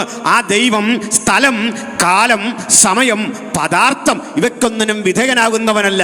സ്ഥലകാല സീമകളുടെ വ്യതിയാനമുള്ളവനല്ല. മനുഷ്യരാരും കണ്ടിട്ടില്ലാത്തവൻ, കാണാൻ കഴിയാത്തവൻ, അടുത്തുകൂടാത്ത വെളിച്ചത്തിൽ വസിക്കുന്നവൻ, ഉന്നതൻ, ഉയർന്നിരിക്കുന്നവൻ, ശാശ്വതവാസി. ഇതാണ് ദൈവത്തിൻ്റെ സവിശേഷതയെങ്കിൽ ക്രിസ്തു ആ മഹിമകൾ ഉരിഞ്ഞു വച്ചിട്ട് ഒരു മനുഷ്യനായി തീർന്നു. ഏത് മഹിമകൾ? ആ മഹിമയെന്ന് പറഞ്ഞപ്പോൾ നമ്മൾ ഓർത്തുകൊണ്ടിരുന്ന ഈ ചുറ്റുമുള്ള പ്രകാശം കളഞ്ഞു വന്നതാണ്. അല്ല, ഇതൊക്കെ മാറ്റി, ഇതെല്ലാം അങ്ങ് മാറ്റി. അതുകൊണ്ടാണ് അത്ഭുതം ചെയ്യുമ്പോഴെല്ലാം ഒന്ന് പ്രാർത്ഥിക്കുന്ന എന്തിനാ? കണക്ഷൻ കിട്ടാനാ. സമ്പൂർണ്ണ മനുഷ്യത്വത്തിൽ നിന്നുകൊണ്ട് പിതാവിനോട് പ്രാർത്ഥിക്കുന്നതിനാ. ഞാൻ ഉരിഞ്ഞു വച്ച, ഞാൻ തിരസ്കരിച്ച ആ മഹത്വമില്ലേ, ആ മഹത്വം ഞാനിതാ നിന്റെ നാമ മഹത്വത്തിനായി ഒന്നുകൂടി പ്രയോജനപ്പെടുത്തുന്നു. അതിനാ രോഗിയെ കാണുമ്പോൾ പറയുന്നത്, രോഗം ബാധിച്ചവനെ കണ്ടിട്ടേ ഈ രോഗം ഒരു പരാജയത്തിനോ ഒന്നുമല്ല, ദൈവനാമത്തിൻ്റെ മഹത്വത്തിന്. ദൈവത്തിൻ്റെ സർവശക്തിയുടെ വിന്യാസം ഇവൻ്റെ ജീവിതത്തിൽ സംഭവിക്കാൻ ഇതാ സമയമെടുത്തു. അതാ യേശു ചെയ്യുന്ന ഓരോ പ്രവൃത്തിയുമെങ്കിൽ ദൈവത്തിൻ്റെ സർവശക്തിത്വത്തെ, സർവവ്യാപിത്വത്തെ, സർവജ്ഞാനിത്വത്തെ, മനുഷ്യരാരും കണ്ടിട്ടില്ലാത്ത അദൃശ്യഭാവത്തെ മുഴുവൻ മാറ്റിയിട്ട് വേഷത്തിൽ മനുഷ്യനായി വിളങ്ങി ക്രിസ്തുയേശുവിലെ ഭാവം നിങ്ങളിൽ ഉണ്ടായിരിക്കട്ടെ. അവൻ ദൈവരൂപത്തിൽ ഇരിക്കെ ദൈവത്തോടുള്ള സമത്വം മുറുകെ പിടിക്കണം എന്ന് വിചാരിക്കാതെ ദാസരൂപത്തിൽ മനുഷ്യവേഷമെടുത്ത് താണലോകത്തിലേക്ക് ഇറങ്ങി വന്നു. അങ്ങനെ ഒരു മനുഷ്യൻ സഹിക്കേണ്ട ജീവിത പരാധീനതകളുടെ അങ്ങേയറ്റത്തേക്കെത്തി. അതിൻ്റെ ക്ലൈമാക്സിലെത്തിയപ്പോൾ അവന് അവിടത്തേക്ക് ബോധ്യപ്പെട്ടു, സമയമായി. എന്ത് സമയം? പിതാവേ, ലോകാരംഭത്തിന് മുമ്പ് നീ എനിക്ക് തന്ന മഹത്വത്തിലേക്ക് ഞാനിതാ തിരികെ ചേർക്കപ്പെടാൻ പോകുന്നു.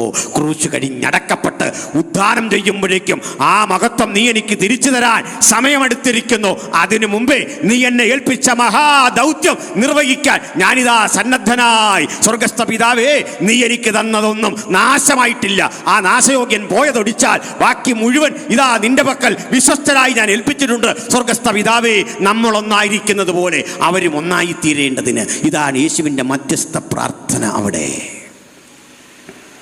എന്നാലേ മനുഷ്യത്വത്തിൻ്റെ തീവ്രതയിൽ അങ്ങേയറ്റത്ത് ചെല്ലുമ്പോഴുള്ള അനുഭവത്തിൻ്റെ പേരാണ് മരണം. ശരിയല്ലേ? മരണം. മരണം ഭീകരാ, മരണം മാരകമാ, മരണം വിപത്തേറിയതാ. അത് ഞാൻ ഒരനുഭവത്തിൽ നിന്ന് പറയാം. ഒരമ്മച്ചി ഒരിക്കൽ എന്നോട് പറഞ്ഞു, ദൈവദാസനെ, എനിക്കിനി ദീർഘായുസൊന്നും വേണ്ട, എനിക്കെങ്ങനെ എൻ്റെ കർത്താവിൻ്റെ സന്നിധി ചെന്നാൽ മതി, വലിയ സന്തോഷം തോന്നും. ഇനി ഞാൻ മരിക്കാൻ വേണ്ടി പ്രാർത്ഥിക്കണം. ഞാൻ പറഞ്ഞു, പ്രാർത്ഥിക്കാൻ പോവാ. എങ്ങനെ വേണം മരിക്കേണ്ടത്? ടിപ്പറിടിച്ചാണോ, ക്യാൻസർ വന്നാണോ, അറ്റാക്ക് വന്നാണോ ഒന്ന് പറ. ഇങ്ങനൊരു കാരണമുണ്ടല്ലോ. കാരണം ഡോക്ടർക്ക് പൂരിപ്പിക്കുമ്പോൾ നിങ്ങൾ നാച്ചുറൽ ഡെത്ത് എന്ന് എഴുതിയാൽ സമ്മതിക്കുകയല്ല. പഞ്ചായത്തിൽ ചെന്ന് എഴുതി നോക്ക്. അപ്പോഴും എന്തെങ്കിലും ഒരു അസുഖം അപ്പച്ചനുണ്ടായിരുന്നു, അതങ്ങ് എഴുതാൻ പറയും. കാരണം ഒരു റീസൺ ഇല്ലാതെ മരിക്കില്ലെന്നു. എങ്ങനെയാ? ഞാൻ ഓരോ മരണവും വിസ്തരിച്ചു അമ്മച്ചി പറയാ, അയ്യോ വേണ്ടെന്ന്. അന്ന് അമ്മച്ചിക്ക് എൻ്റെ ഗൗരവം പിടികിട്ടിയേ. ഇത് തീഷ്ണമാ, തീവ്രമാ, ഭീകരമാ. അതുകൊണ്ടാണ് മരണത്തിനൊരു പേര് കിട്ടി, ഒടുക്കത്തെ ശത്രു. ഒടുക്കത്തെ ശത്രു അവനിങ്ങനെ നിൽക്കുക അപ്പുറത്ത്. മനുഷ്യത്വത്തിൻ്റെ തീവ്രതയിൽ മരണത്തിൻ്റെ ആ കരാളഹസ്തങ്ങൾ ക്രിസ്തുവിന് വരെ നീണ്ടപ്പോൾ ആ കൂടെ അനുഭവിച്ച ഒറ്റപ്പെടൽ, അവഗണന, ആരവാരം കൂടെയില്ല, ജനാവലി ഒപ്പമില്ല. ഒപ്പം നിൽക്കുന്നവരെ ഈ ഗസ്സമനയ്ക്ക് പുറത്ത് ഇവിടെ കണ്ണീരൊഴുക്കിയിട്ട് പറയാ, ഇതൊരു പാനപാത്ര. അസഹനീയമായ, തീഷ്ണമായ, നൊമ്പരപ്പെടുന്ന വേദനയുടെ ആഴങ്ങൾ അനുഭവിച്ച ദൈവപുത്രൻ അലറിക്കരഞ്ഞിട്ട് പറയാ, ഈ തീവ്രതയിൽ ഇതൊന്ന് കൈക്കൊള്ളുവോ? എങ്കിലും അങ്ങയുടെ ഇഷ്ടം, ആ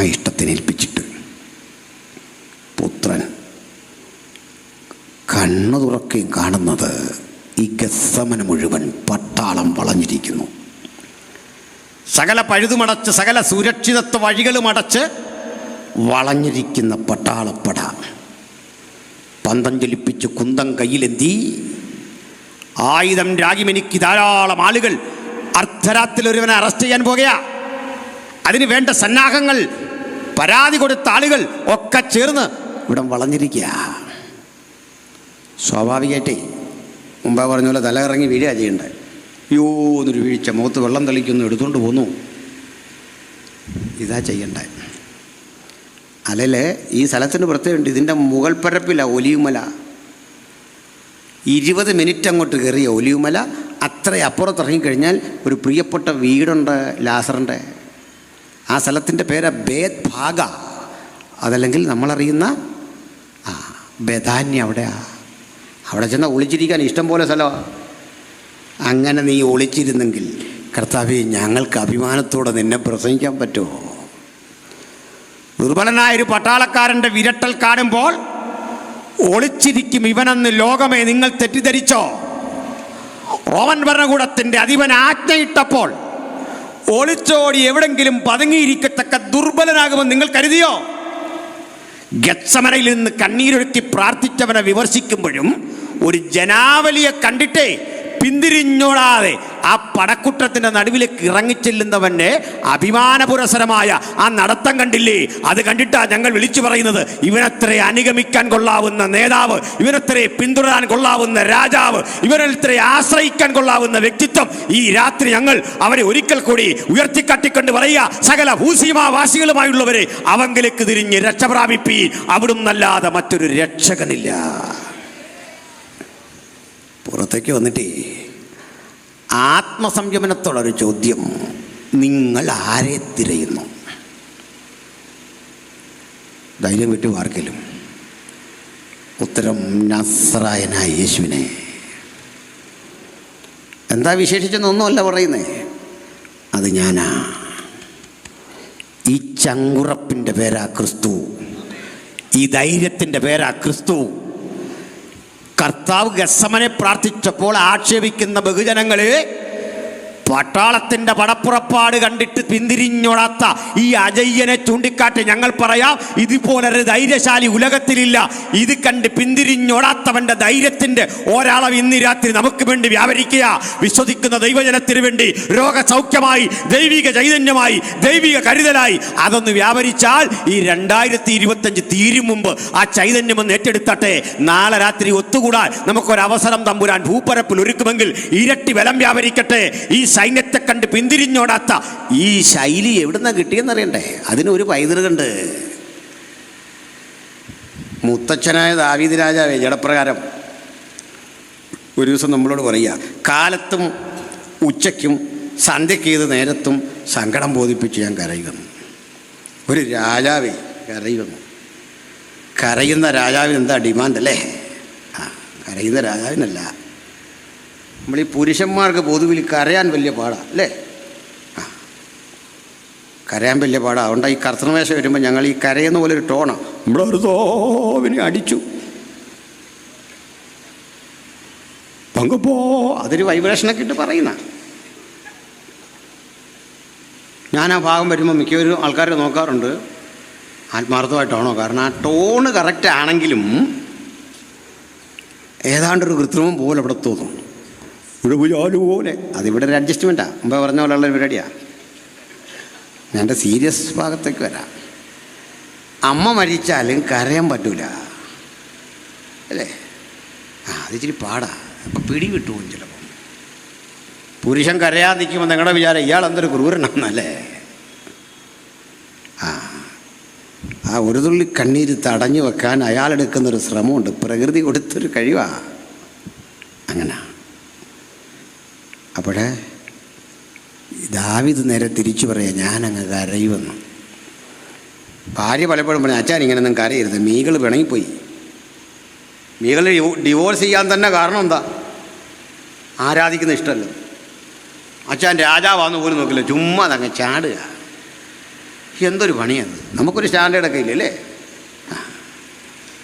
അങ്ങനെ ഇതൊക്കെ കൊണ്ട് പറ്റിയ പക്ഷെ കളിയെടുത്ത ദാവീദ് ആരാന്നറിയോ? ഈ പുള്ളി പിന്നെ പറയാ, കാലത്ത് ഉച്ചയ്ക്കും രാത്രിയൊക്കെ ഞാനിങ്ങനെ കരയും, പക്ഷേ ഒരു സൈന്യം എൻ്റെ നേരെ വാളയും ഇറങ്ങിയാൽ അതിലുണ്ട് നമ്മുടെ ദൂത്. ബാക്കി മനുഷ്യൻ്റെ കാര്യം അറിയോ? കാലത്ത് ഉച്ചയ്ക്കും മധ്യാഹ്നത്തിലൊക്കെ ഇങ്ങനെ വീരവാദം മുഴക്കും. ചിലരുടെ ഈ നാട്ടിലൊക്കെ പോയി ആവശ്യത്തിന് തല്ലി മേടിച്ച് കെട്ടിട്ട് പറയും, അഭ്യാസിയാണ് മിക്കറിയും മേടിക്കുന്നത്, ഭയങ്കര അഭ്യാസിയാണ്. ഈ 3 തരം ആളുകളെ സഹിക്കാൻ വലിയ പാടാണ്. ഞാൻ ഇടപെട്ട് ക്ഷമിക്കണേ. ഈ പിള്ളേർ പോലെ അച്ഛൻ ഭയങ്കര തള്ളാന്ന് പറയും, ഭയങ്കര തള്ള, സഹിക്കാൻ പാടാണ്. ഞാൻ എൻ്റെ ജീവിതത്തിൽ 3 തരം മനുഷ്യരെ കൊണ്ടെന്ന് ഈ മിലിറ്ററിയിൽ നിന്ന് വന്ന ആൾക്കാർ. ഞാൻ ചെറുപ്പത്തിലൊക്കെ ഞങ്ങളുടെ ഒരു അച്ഛനുണ്ട്, പുള്ളി പറയായിരുന്നു, ഞാൻ ഈ പാകിസ്ഥാൻ്റെ ബോർഡറിൽ മൈനസ് ഏതാണ്ടൊരു ഡിഗ്രിയിൽ ഇതും പിടിച്ച് നിൽക്കുക, നിങ്ങൾക്കൊന്നും എൻ്റെ ബുദ്ധിമുട്ട് മനസ്സിലാവില്ല. അത് ശരിയാ, നമ്മളിങ്ങനെ കേട്ട് നിൽക്കുക, ചെറുപ്പത്തിൽ ആരാധനയോടെ നിൽക്കുക. ഞാനുണ്ട്, അങ്ങ് ആന്ധ്രയിൽ നിന്നൊരു വെട്രിവേലുണ്ട്, ഇങ്ങനെ കുറേ പേരും പറയും. ഒരു ബൽവീർ സിംഗ്, ഒരു വെട്രിവേൽ, അവരുടെ ക്യാപ്റ്റനായിരുന്നു ഞാൻ. പാകിസ്ഥാൻ മിസൈലുകൾ തുരുതുര അയക്കുമ്പോൾ ഞാൻ പല്ല് തെച്ചുകൊണ്ട് നിൽക്കുക, ഇവന്മാരെ രക്ഷിക്കണ്ടേ. ഞാൻ ഓരോ കൈക്കും ഇങ്ങനെ വെട്ടുക, തടഞ്ഞ് മിസൈൽ അങ്ങോട്ട് ഇടുക. വെട്രിവേൽ എന്നോട് ചോദിച്ചു, ഇതെല്ലാം എന്ത്? ഞാൻ പറഞ്ഞു, അവിടെ വെച്ചേക്ക്, നമുക്ക് പിന്നെ കാപ്പി തിളപ്പിച്ച് കുടിക്കാമെന്നു. ചെറിയ പ്രായമല്ലേ, കേൾക്കാതിരിക്കാൻ നോക്കുമല്ലേ. ഞാൻ അവരെ വിട്ട് പോട്ടെ, അവരെന്തെങ്കിലുമൊക്കെ ചെയ്തല്ലോ, അത് നിർത്താൻ നമ്മളിവിടെ വന്ന്. രണ്ടാമത്തെ ടീമുകളിൽ അഭ്യാസികളാണ്. ഞാൻ മുൻകാലും അങ്ങോട്ട് നീക്കി വെച്ചു, പിൻകാലും കൊണ്ട് ഇങ്ങനെ കുറേ സാധനമൊക്കെ പറയാം. നമ്മളിങ്ങനെ ചെറുപ്പത്തിൽ കണ്ണു തള്ളിയിരിക്കുക, ഭയങ്കരമാണല്ലോ. എന്നോടൊരു അഭ്യാസം പഠിച്ച കക്ഷി ചോദിച്ചാണ്, ഉപദേശിക്കറിയാവോ ഈ തെറുപ്പ് വാളിനെ വെട്ടു വന്നാൽ തടയാനറിയാമെന്ന് ചോദിച്ചു. ഞാൻ പറഞ്ഞു, ഇല്ല. ഓലമടലിന് വിലങ്ങണമെന്ന്. ഞാൻ പറഞ്ഞു, അത് വളരെ പ്രധാനപ്പെട്ടു കേട്ടോ, വല്ലവനും എന്നെ എങ്ങാനും വെട്ടാൻ വന്നാൽ നിർത്തറ, ഞാൻ പോയി ഓലമടൽ വെട്ടിക്കൊണ്ട് വരട്ടെ എന്ന് പറഞ്ഞു. നീ അതുവരെ വെയിറ്റ് ചെയ്യാൻ പറഞ്ഞു. 3-ാമത്തെ ഇനം പറഞ്ഞില്ല, പിണങ്ങരുത്, ഭൂതത്തെ ഇറക്കുന്ന നമ്മുടെ പാസന്മാർ. എന്നാന്നറിയോ, കഴിഞ്ഞ 12 വർഷങ്ങളായി ആ കുടുംബത്തിലെ അച്ചായൻ ഭൂതഗ്രസ്തമായ പ്രശ്നങ്ങളാൽ ഭാരപ്പെട്ടുകൊണ്ടിരിക്കുകയായിരുന്നു. കേരളത്തിലെ കെടികെട്ടിയ പല പ്രവാചകന്മാരോടെ വന്നു. 7-ാം ദിവസം ഏഴയും പൂഴിയും ചാരവും കൃമിയുമായ ഈ പാവപ്പെട്ട ഞാൻ അവിടെ ചെന്നു. ഇതൊന്നും എൻ്റെ പുകഴ്ചയ്ക്ക് പറയുന്നതല്ല, അന്യായതല്ല. കാലത്തും മധ്യാഹ്നത്തും ഉച്ചയ്ക്കും സന്ധ്യയ്ക്ക് ഏത് നേരത്തും അന്യായതല്ല, പ്രാർത്ഥന ഇല്ലെന്നു. ഞാനത് ചെയ്തു, ഞാനിത് ചെയ്തു, അപ്പുറത്തെ ചെയ്തു. ഒരു സൈന്യം വരുമ്പോഴേക്ക് പറയാം, എന്നെ പിടിക്കരുത് കേട്ടോ, എന്നെ പിടിക്കരുത്, ഇനി മാറി. ഈ ടൗണിൽ പോയി തല്ലുകൊള്ളുന്ന ഗുണ്ടയുടെ പ്രത്യേകത കേൾക്കണോ? അടിയെല്ലാം കൊണ്ടുവച്ച് പറയും, ഞാൻ കൊടുത്തേനെ, എൻ്റെ ഈ നടു അങ്ങ് വെട്ടിപ്പോയി. എൻ്റെ ഈ ഒരു ഞരമ്പിങ്ങനെ അങ്ങോട്ട് പിണഞ്ഞിട്ടേ ഒരു മസിൽ കയറി വന്നില്ലേ, അതവൻ്റെ ഭാഗ്യം. പുള്ളിക്കാരൻ പറയാം, അച്ഛാ അതൊരു ഭാഗ്യമാ, നിങ്ങളിനി വന്നല്ലോ. എൻ്റെ പഴയ സ്വഭാവത്തിനാണ് ഞാൻ കാണിച്ചത്, എനിക്കറിയാം. നമ്മളിത്രയും പറഞ്ഞാൽ മതി. ഈ എണ്ണം ടൈപ്പുകളുണ്ട്. പക്ഷെ കാലത്തും മധ്യാഹ്നത്തും ഉച്ചയ്ക്കും സന്ധ്യയ്ക്ക് ഏത് നേരത്തും കരയുന്നവൻ പറയാ, ഒരു സൈന്യത്തെ ഇങ്ങോട്ട് ഇറക്കി വിടെ, പാളയം ഇറങ്ങട്ടെ. അടരാടി പൊരുതി ജയിച്ച യഹൂദാഗോത്രത്തിലെ ശക്തനായ ദാവീദ് അന്ന് പ്രാർത്ഥിച്ചിട്ട ശക്തി നമ്മുടെ മധ്യത്തിലും ഇന്ന് രാത്രി വ്യാപരിക്കുന്നെങ്കിൽ, നമ്മിൽ ഇന്ന് വ്യാപരിക്കുന്ന ദൈവകൃപ, യഹൂദാഗോത്രത്തിലെ സിംഹമായവൻ ഗത്സമനയിൽ പ്രാർത്ഥിച്ചെടുത്ത ശക്തി കൊണ്ട് പറയുക, പിതാവേ, നാഴിക വന്നിരിക്കുന്നു, മരണത്തിന് മരണം വിധിക്കാൻ, മരണത്തിന് നീക്കുപോക്ക് വരുത്താൻ, സകല ജനത്തിനും ഉണ്ടാകേണ്ട ദൈവകൃപയുടെ രക്ഷ ഉദിപ്പിക്കാൻ നിന്റെ സമയമെടുത്തു. അത് ഞാൻ തിരിച്ചറിയുന്നു. അതിന് സജ്ജനാകുന്ന ഒരുങ്ങുന്ന സന്ദർഭമാ നമ്മൾ ഈ ഗത്സമനയിൽ കണ്ടത്. കർത്താവ് ഇങ്ങോട്ട് വന്നിട്ട് ചോദിക്കുക, ആരെ തിരയുന്നെന്നാണ്. അത് ഞാനാണെന്ന് കയ്യങ്ങോട്ട് നീട്ടു പറയുക, ബന്ധിക്ക്. എന്തൊരന്തസ്, എന്തൊരാഭിജാത്യം! ഇതാണ് നാം പ്രസംഗിക്കുന്ന ക്രിസ്തു, നമ്മൾ ആരാധിക്കുന്ന ദൈവപുത്രൻ. അവൻ ഒളിച്ചോടിപ്പോയില്ല, എങ്ങും നിരാകരിക്കപ്പെട്ടില്ല. സൈന്യം വാളയുമിറങ്ങ മാത്രമല്ല, കഴിഞ്ഞ 2000 ആണ്ടുകൾ ഏറ്റവും അധികം സമൂഹത്തിൽ വേദനിക്കപ്പെടുന്നത് ക്രിസ്തുവിന്റെ ശരീരമാകുന്ന ഈ സഭയാണ്. പക്ഷേ ഇത്രയേറെ പീഡ സഹിച്ചിട്ടും, ഇത്രയേറെ ത്യാഗം സഹിച്ചിട്ടും, സൈന്യത്താലല്ല, ശക്തിയാലല്ല, അവിടുത്തെ ആത്മാവിനാൽ അതിജീവിക്കാൻ വരം ലഭിച്ച ദൈവമക്കളെ ഓർത്തുകൊണ്ട് ഞാൻ ദൈവത്തെ സ്തുതിക്കുന്നു. കാലം ഇനിയും കരുതി വെച്ചിട്ടുണ്ട് മൂർച്ചയേറിയ ആക്രമണത്തിന്റെ ഇത്തരം ആയുധങ്ങൾ ഒന്നിന്റെയും മുമ്പിലും തലകുനിക്കാതെ നിവരെ നിൽക്കുന്ന യഹൂദാഗോത്രത്തിലെ സിംഹമായവന്റെ പടപ്പുറപ്പാട് ഇതാ ആരംഭിച്ചു കഴിഞ്ഞു. തകർക്കാൻ കഴിയുന്നവർ അഭിമുഖീകരിക്കട്ടെ, എതിരിടാൻ കഴിയുന്നവർ അഭിമുഖീകരിക്കട്ടെ. ഒരു ശക്തിക്കും വെല്ലുവിളിച്ച് തോൽപ്പിക്കാനാവാത്ത അജയനായ ദൈവപുത്രന്റെ മുമ്പിൽ ഒരിക്കൽ കൂടി നമസ്കാരം, ഒരിക്കൽ കൂടി അവൻ അഭിരാധനങ്ങൾ അർപ്പിച്ചുകൊണ്ട് പറയാ, ഞങ്ങളിതാ നിന്റെ പിന്നിൽ, ഞങ്ങളിതാ നിന്റെ പിന്നിൽ ജയവീരനായി, ജയാളിയായി നീയാണ് ഞങ്ങളെ നയിക്കുന്നത്. അവന്റെ പിന്നിൽ അണിനിരക്കുന്നതിൽ അഭിമാനമുള്ള ദൈവമക്കൾക്കായി ദൈവത്തിന് സ്തോത്രം. അവൻ്റെ നമുക്ക് ആയുധം വേണ്ടാത്ത, അവൻ്റെ മാനുഷികമായി ഒരു ശത്രുവില്ലാത്ത, അവൻ്റെ ഒരു അസഭ്യവാക്കും എവിടെയും നിന്ന് പറയാത്ത. പ്രിയപ്പെട്ടവരെ, ഞാൻ പറഞ്ഞു 1500 പേര് ജയിലിൽ കിടപ്പുണ്ട്. ഇന്നലെ പറഞ്ഞ വേണ്ട, നമുക്ക് 1500 വിടാം, 150 ആക്കി ചുരുക്കിയേക്കാം. വേണ്ട, 15 പേരെ ചുരുക്കാം. 15 പേര് ഇന്ന് ജയിലിൽ ഏതെങ്കിലും ഞങ്ങളുടെ സഹോദര മതസ്ഥരായ ഇതര സമൂഹത്തിൽപ്പെട്ടവരുടെ പുരോഹിതന്മാരെയോ പ്രിയപ്പെട്ടവരെ ഇട്ടാൽ ഈ നാട് കത്തൂലേ? ഈ തെരുവ് സ്തംഭിക്കൂലേ? എത്ര സ്ഥാപനങ്ങൾ തീയിടപ്പെടും, എത്ര സ്ഥാപനങ്ങൾക്ക് ബോംബെറിയും. ഈ തെരുവിലൂടെ പോകാൻ പറ്റുമോ? പക്ഷെ ഞങ്ങൾക്ക് എന്തുകൊണ്ടാണ് ഇത്തരമൊരു സ്പിരിറ്റ് വരാത്തേ? എൻ്റെ കാരണം ആ ജയിലറയ്ക്കൊരു പ്രത്യേകത ഉണ്ട്. നിന്ന് തിരിയാനിടയില്ലാത്ത അഗാധമായ കുഴിയാ പൗലോസിനെ പോലൊരു കിടന്ന്. മരണം വിധി എഴുതിയിട്ടും അത്തരം ജയിലറകളിൽ കിടന്ന് പ്രാപിച്ചെഴുതിയ പുസ്തകം കൊണ്ടാണ് ഞങ്ങളീ നിൽക്കുന്നത്. ആ ജയിലിൽ കിടന്നുകൊണ്ടാ സുവിശേഷകരായി ഞങ്ങളെങ്ങനെ സുവിശേഷം പ്രസംഗിക്കണമെന്ന് പറയാൻ ദൈവം തൻ്റെ വൃത്തിനെ അയച്ച സ്ഥലം ആ കുഴിയാ. ആ കുഴിക്കകത്ത് കിടന്ന് തൂലി കയ്യിലെടുത്തെഴുതാൻ ശേഷിയും സാഹചര്യം ഇല്ലാത്ത കൊണ്ട് പകർത്തി എഴുതാൻ വന്ന ദൈവവൃത്തന്മാർ ഈ കുഴിക്ക് മുകളിൽ നിൽക്കുക. അതിങ്ങനെ പ്ലാൻ ചെയ്തെടുത്തിരിക്കുന്ന ജയിലുകളാണ്. ഗുഹ പ്ലാൻ ചെയ്തിരിക്കുക. ഗുഹ അകത്തോട്ടുണ്ട് കുഴിക്കും. ഗുഹയുടെ കുറേ ഇങ്ങോട്ട് മാറിയിട്ട് അഴിയിട്ടിരിക്കുക. ഇവിടെ വരും, കേട്ടെഴുതും. ക്ഷമിക്കണം, എല്ലാ ദിവാസന്മാർക്കും എല്ലാവർക്കും വേണ്ടി ഒരു കാര്യം, പാട്ടുകാർക്കും ഉപദേശിമാർക്കും പ്രസംഗർക്കും എല്ലാവർക്കും ഒരു കാര്യം. ഞാനൊരു സ്ഥലത്ത് അടുത്ത കാലത്ത് പ്രസംഗിക്കാൻ ചെന്നു. പിരിയാൻ നേരം ആ ദിവാസൻ കുറേ പൈസ വന്നിട്ട് പറഞ്ഞു, തീരെ ഇല്ല, ഡീസൽ അടിച്ചോണം. ഇതൊക്കെ കേട്ടിട്ട് ഞാൻ പറഞ്ഞു, ആട്ടെ, യേശുവും അപ്പോസ്തലന്മാരും ഒക്കെ പ്രസംഗിച്ച് കഴിയുമ്പോൾ അവർക്ക് എത്ര ആയിരുന്നു കോൾ ഷീറ്റ്, എത്ര കിട്ടുക അറിയോ? ആരും വഴക്കുണ്ടാക്കുമോ? അവരോടിങ്ങനെ പറയേണ്ടി വരുമോ? ആരും കൊടുക്കാനാ? ഏറ്റവും അധികം ആദരിക്കേണ്ട ഒരാളുണ്ടായിരുന്നു. പൗലോസൊന്നും അല്ല. ഈ പൗലോസ് കിടക്കുന്ന ജയിലിൽ ആരെങ്കിലും കാണാൻ ചെന്നാൽ ഉടനെ പറയും, നമുക്ക് ഈ തീത്തോസ് പറഞ്ഞു അവനോട് പെട്ടെന്ന് ഇങ്ങോട്ട് വരാൻ പറ. ആജ്ഞ. കാരണം ഇതാ നമ്മുടെ ഹെഡ് ക്വാർട്ടർ അന്ന്, ഈ ജയിലാകും ഹെഡ് ക്വാർട്ടർ അന്ന് നമ്മുടെ. ഇങ്ങോട്ട് വാ. സ്വസ്തനസിനെ കണ്ടിട്ട് കുറച്ച് നാളായല്ലോ, തെർത്തോസിനെ ഇങ്ങോട്ട് വരാൻ പറ. ഈ പേര് പലതും നിങ്ങൾ കേട്ടിട്ടില്ല. തെർത്തോസ് കേട്ടിട്ടുള്ളവരുണ്ട്, തീത്തോസും കേട്ടിട്ടുണ്ട്. തെർത്തോസ് എന്നൊരു കക്ഷിയുണ്ട്, സ്വസ്തനസ് എന്നൊരു കക്ഷിയുണ്ട്. ഈ റോമാലേഖനം കേട്ടെഴുതുന്ന കക്ഷിയുടെ പേരാ തെർത്തോസ്. സ്വസ്തനസ്സും ഉണ്ട്. അമ്മ ഇതുപോലൊരു കാര്യം എഴുതാൻ തുകൽ ചുരുളുമൊക്കെ ആയിട്ട് അങ്ങോട്ട് ചെല്ലുമ്പോൾ പട്ടാളം ചോദിക്കും, എവിടെ പോവാ? ഒരാളെ കാണാനാ. ഇതെല്ലാം ചെക്ക് ചെയ്ത് അകത്തോട്ട് വിടുന്നത്. ആ കുഴിയിൽ കിടന്ന് പൗലോസ് പറഞ്ഞു കൊടുത്ത് എഴുതിച്ച പുസ്തക റോമാലേഖനം, എബേസ ലേഖനം, ഗലാത്യ ലേഖനം, 1-2 തിമോഥെയോസ്, തീത്തോസ്.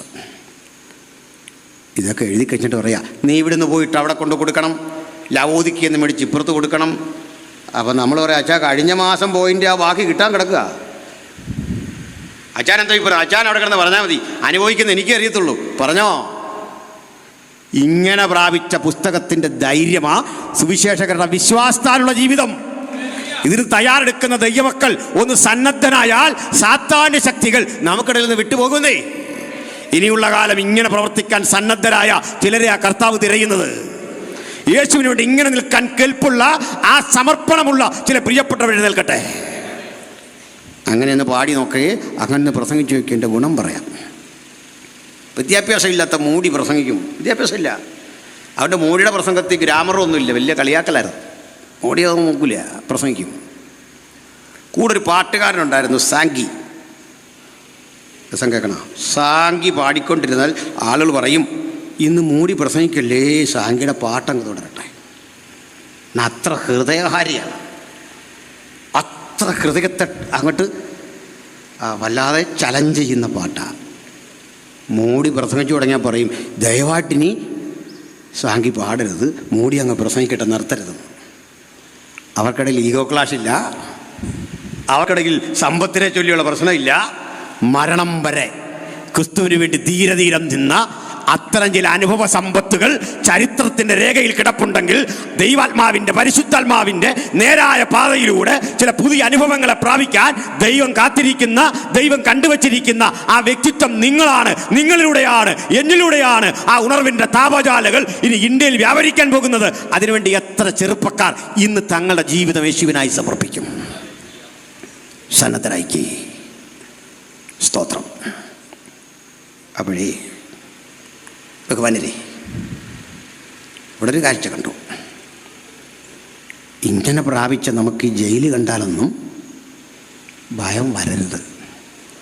ജയിലിൽ കിടക്കുന്ന ആളുകൾ എന്തോ തോൽവി പിണഞ്ഞവരും, ഇവിടെ സ്വതന്ത്രരായ നമ്മൾ എന്തൊക്കെയോ നേടിയവരും വേണ്ട. എസ്തേറിൻ്റെ പുസ്തകത്തിൽ കിടപ്പുണ്ട് നമുക്കുള്ള വാക്യം, നീ ഈ സമയത്ത് മിണ്ടാതിരിക്കരുത്. ഞാൻ അതിൻ്റെ മൊത്തം പറയുന്നില്ല, നിങ്ങൾക്കറിയാം. ഈ സമയത്ത് മിണ്ടാതിരുന്നാൽ നമ്മളെ കാത്തിരിക്കുന്ന ചില ദുരന്തങ്ങൾ അവിടെയുണ്ട്.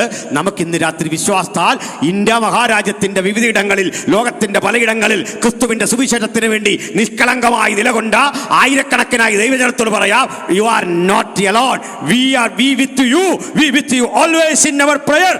നിങ്ങൾ, ഞങ്ങളെപ്പോഴും നിങ്ങളുടെ കൂടെയുണ്ട്. നിങ്ങളെ ഓർത്ത് ഞങ്ങൾ എന്നും പ്രാർത്ഥിക്കും. പ്രാർത്ഥിക്കാൻ ചിലർ സന്നദ്ധരായാട്ടെ.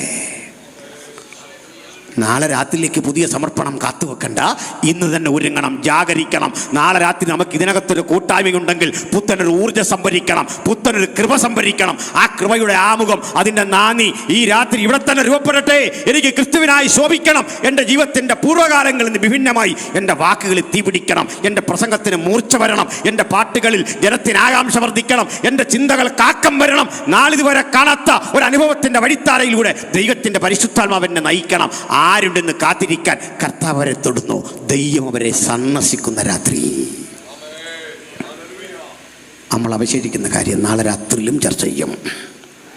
പ്രിയപ്പെട്ടവരെ, പിരിയുമ്പോൾ ഒന്നുറപ്പിക്കണം, ഒന്നുറപ്പിച്ചേ പോകാവൂ. യേശുവിന് വേണം ചില ധീര സമരഭടന്മാരെ. നാളെ ഞാൻ മനസ്സിലാക്കുന്നിടത്തോളം കുറെ കൂടി നേരത്തെയാണ് യോഗത്തിൻ്റെ ക്രമീകരണങ്ങൾ. ആ സമാപനത്തിലും നിങ്ങളെല്ലാവരും കഴിവതും വരണം. കാരണം ദൈവം തിരയുന്ന ചില പ്രിയപ്പെട്ടവരുടെയുണ്ട്. ഒരു ദിവസം ദൈവത്തിന് വേണ്ടി, ഈ വർഷത്തെ അവസാനത്തെ ദിവസം ദൈവത്തിന് വേണ്ടി പരമാവധി പ്രയോജനപ്പെടുത്തി വേണം നമുക്ക് 2025 വിട പറയാൻ. നിങ്ങൾക്ക് പ്രവർത്തിക്കാൻ പറ്റുന്ന പരമാവധി സമയം, പരമാവധി ക്രിസ്തുവിന് വേണ്ടി ആരുണ്ട് ഇന്ന് രാത്രി ദൈവത്തിന് വേണ്ടി ഒരു ആത്മസമർപ്പണം ചെയ്യാൻ? നമ്മൾ പ്രയോജനപ്പെടാൻ പോവാ. അതിന് കാരണമുണ്ട്.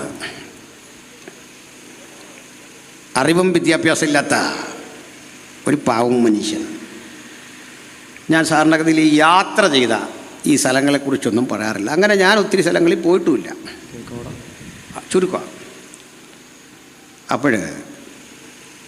പക്ഷെ ചില സ്ഥലങ്ങൾ ഒത്തിരി ചിന്തിപ്പിച്ചിട്ടുണ്ട്. പക്ഷേ ഈ ജയിലുകൾ, പൗലോസിനെ പോലുള്ള ആളുകളൊക്കെ കിടന്നു.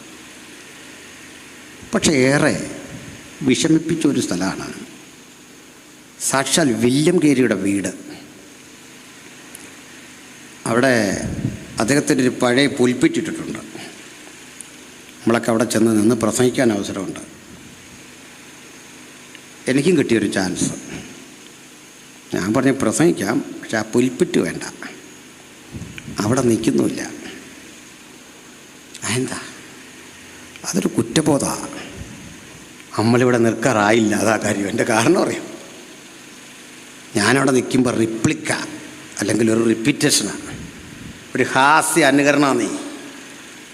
കണ്ണീര് കൊണ്ട് ഈ പുൽപ്പിറ്റ് നനച്ചൊരു മനുഷ്യനെ ജീവിതം പകരം അങ്ങോട്ട് ഹോമിച്ചിട്ട് ഇന്ത്യയിൽ സുവിശേഷം അറിയിക്കാൻ സന്നദ്ധനായി വന്ന് ത്യാഗം നിറഞ്ഞ ജീവിതത്തിൻ്റെ ഇടയിൽ മകൻ നല്ല പ്രായത്തിൽ മരിച്ചു. പീറ്റർ മരിച്ച മകൻ്റെ ശവസംസ്കരിക്കാൻ ഈ നാട്ടിലാരും സഹകരിക്കാതെ ആ ശവശരീരം തന്നെ കുഴിയെടുത്ത്, മലേറിയ ബാധിതനായ കേരി തന്നെ കുഴിയെടുത്ത് ഒരു തുണിക്കെട്ടിൽ പൊതിഞ്ഞങ്ങോട്ട് താഴ്ത്തുമ്പോൾ വെള്ളം ചുറ്റി വന്നിട്ടേ ഉറവ നിറഞ്ഞ ആ വെള്ളത്തിൽ ശവശരീരം മുകളിലേക്ക് പൊങ്ങുമ്പോൾ ഒരപ്പൻ കല്ലെടുത്ത് വച്ച് ഈ മണ്ണിട്ട് മൂടേണ്ടി വരിക എന്ന് പറയുന്ന ദുര്യോഗം നിങ്ങൾ ആലോചിക്കുക. വീണ്ടും വൈകിട്ട് ഭക്ഷണം വിളമ്പുമ്പോഴേ മകൻ മരിച്ചു എന്ന ഓർമ്മ നഷ്ടപ്പെട്ടിട്ട് ഭാര്യ മനോരോഗിയായിട്ട് ഈ ഫുഡ് വീണ്ടും അവനും വിളമ്പും. ഇതിവിടെ ഇരിക്കുമ്പോൾ ചോദിക്കും, വെർ ഈസ് പീറ്റർ? പീറ്റർ എവിടെ? പീറ്റർ എവിടെ? ഫുഡ് കളയാനൊക്കെ, കാരണം അവർക്ക് വിലപ്പെട്ടതാ ഫുഡ്. പീറ്ററിൻ്റെ ഭക്ഷണം അടുക്കല്. 4-5 കുട്ടികൾ വേറെയുണ്ട്. കേരി ഒരു വിധത്തിൽ അവരെ സഹിച്ചു. ആ തീക്ഷ്ണമായ ജീവിത വേദനയ്ക്കൊടുവിൽ ഇടയ്ക്കിടയ്ക്ക് സമനില തെറ്റുമ്പോൾ ഈ കേരിയുടെ കഴുത്തിൽ കുത്തിപ്പിടിച്ചുകൊണ്ട് ആ സ്ത്രീ ചോദിക്കും, എവിടെ പീറ്റർ? എവിടെ Peter? What happen to him? Tell me. Kerry please പറയൂ, എവിടെ എൻ്റെ പീറ്റർ? ഈ ദുരാനുഭവങ്ങൾക്കിടയിൽ ബൈബിള് പരിഭാഷപ്പെടുത്താനിരിക്കുമ്പോൾ എഴുതി വച്ചിട്ട് അദ്ദേഹം പുറത്തേക്ക് പോയി വരുമ്പോൾ കാണുന്നത് എഴുതിയതൊക്കെ തീയിടും. വേറെ ആരുമല്ല, സമനില തെറ്റിയ ഭാര്യ.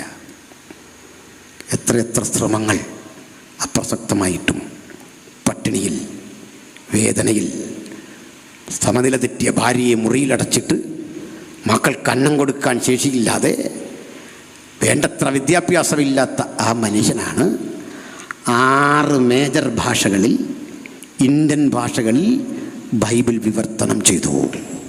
6 മേജർ ഭാഷകളിൽ. വിദ്യാസമ്പന്നരെ, നമുക്കൊന്ന് ലജ്ജിക്കാം ഒരുമിച്ച്. കളിയാക്കല്ലേ? അതാ പറഞ്ഞ കേരി ഉപയോഗിച്ച ആ പുൽപ്പിറ്റ് ഉപയോഗിക്കാൻ നമുക്ക് യോഗ്യതയില്ല. മനസ്സിലായി എൻ്റെ അർത്ഥം? 28 ഇന്ത്യൻ ഭാഷകളിൽ പുതിയ നിയമം പരിഭാഷപ്പെടുത്തി. ഭർത്താവ് മരിച്ചാൽ ആ ചിതയിൽ ദഹിപ്പിക്കുന്ന വിധവമാരായ പിഞ്ചോമനകളുടെ മരണം കണ്ടിട്ട് സഹിക്കവയ്യാതെ ബ്രിട്ടീഷ് പാർലമെന്റിൽ നിരന്തരം കത്തയച്ച് 1829 സതി നിരോധന നിയമം ഇന്ത്യയിൽ പാസാക്കാൻ ഏറ്റവും അധികം പണിപ്പെട്ടു. ഇത്രയും കർത്താവിന് വേണ്ടി എരിഞ്ഞടങ്ങി ഇന്ത്യയിൽ പ്രവർത്തിച്ച മനുഷ്യൻ. എൻ്റെ വീട്ടിലേക്ക് ചില നാൾക്കപ്പുറത്ത് ബഹുമാനായ PG ഹരിശങ്കർ വന്നു. കുറേ സംസാരിച്ചിരുന്നിട്ട് ഞാൻ പറഞ്ഞു, നമുക്ക് ഊറ്റം കൊള്ളാൻ ഇങ്ങനെ കുറേ മനുഷ്യർ എവിടുന്നൊക്കെയോ വന്നു. എന്തുകൊണ്ട് ഞാനും നിങ്ങളുമൊക്കെ ഇങ്ങനാകുന്നു? വെറും അനിൽ കൊടുത്തോട്ടം. സാധാ മനുഷ്യൻ ഇങ്ങനെ ആകുന്നില്ലെന്നേ.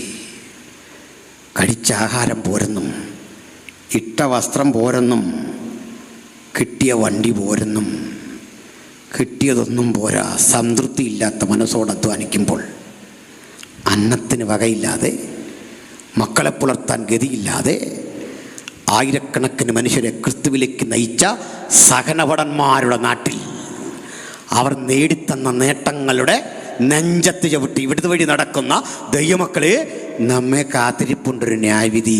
1ാം സ്ഥാനീയം കൊടുത്തോട്ടാ. ബാക്കി നിങ്ങൾ ഇവിടെ.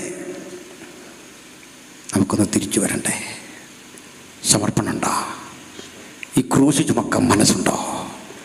ആരവാരം കേൾക്കുന്ന ജനന സമയത്തോ, അത്ഭുതം നടക്കുന്ന കാനാവിലെ കല്യാണത്തിനോ, കടലിന്മീതെ നടക്കുന്ന ആഘോഷങ്ങൾക്കോ കൂടാൻ ആളുണ്ടെന്നേ. ക്രൂശ് ചുമക്കുന്നിടത്ത് ആള് കുറവാ. എനിക്ക് ക്രൂശ് ചുമക്കണം, നിന്റെ കൂടെ നടക്കണം, ആ കാൽപാദം ചുംബിച്ച് നിനക്കൊപ്പം നടക്കണം. ഈ ധൈര്യം ഈ രാത്രി എത്ര പേർക്കുണ്ട്? ഇവിടെ കൂടിയിരിക്കുന്ന പേർക്ക് ദൈവപുത്ര, നിന്റെ ക്രൂശിനെ ചുമക്കണം, നിന്റെ കൂടെ വരണം.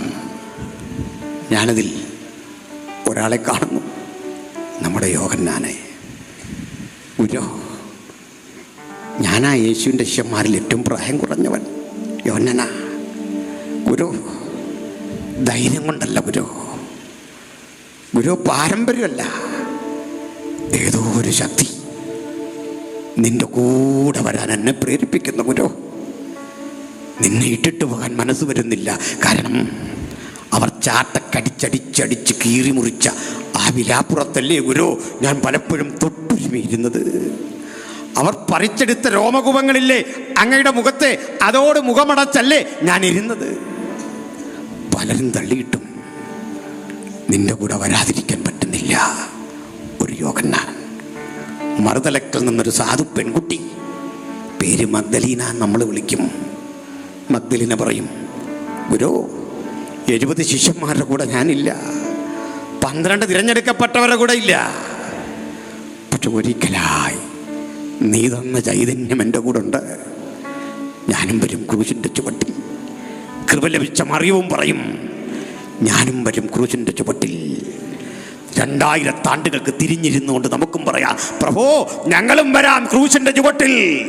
അപ്പം വീതിക്കുമ്പോൾ കഴിക്കാൻ ചെല്ലുന്ന 5000-കൾക്കൊപ്പം നിൽക്കുന്നതിനേക്കാൾ എനിക്കിഷ്ടം ഈ ക്രൂശിന്റെ ചുവട്ടിൽ നിനക്കൊപ്പം നിൽക്കുന്നതാ. ഒരേ സ്വരത്തിൽ പറയാ, നിനക്കെന്റെ ഐക്യദാർഢ്യം. നീ ഒറ്റയ്ക്ക് പിടഞ്ഞു മരിക്കുമ്പോൾ അങ്ങയുടെ ക്രൂശിന്റെ ചുവട്ടിൽ ഇതാ ഞങ്ങൾ കാത്തിരിക്കുന്നു. നിനക്കൊപ്പം നാളെ മരണം വരിക്കേണ്ടി വന്നാലും അചഞ്ചലരായി ഈ ക്രൂശിനെ ചുമക്കാൻ ഞാനിതാ എന്നെ സമർപ്പിക്കുന്നു. ഒരു പുനഃസമർപ്പണം ഈ ക്രൂശോട് ചേർത്ത്. ആർക്ക് മനസ്സുണ്ട് യേശുവിനൊപ്പം നിൽക്കാൻ? ഈ യോഗസ്ഥലത്തിന് പുറത്തൊരാളെങ്കിലും ഈ സുവിശേഷം കേൾക്കുന്നെങ്കിൽ നിങ്ങളോടുമാ പറയുന്നത്, യേശുവിനൊപ്പം നിൽക്കാൻ മനസ്സുണ്ടോ?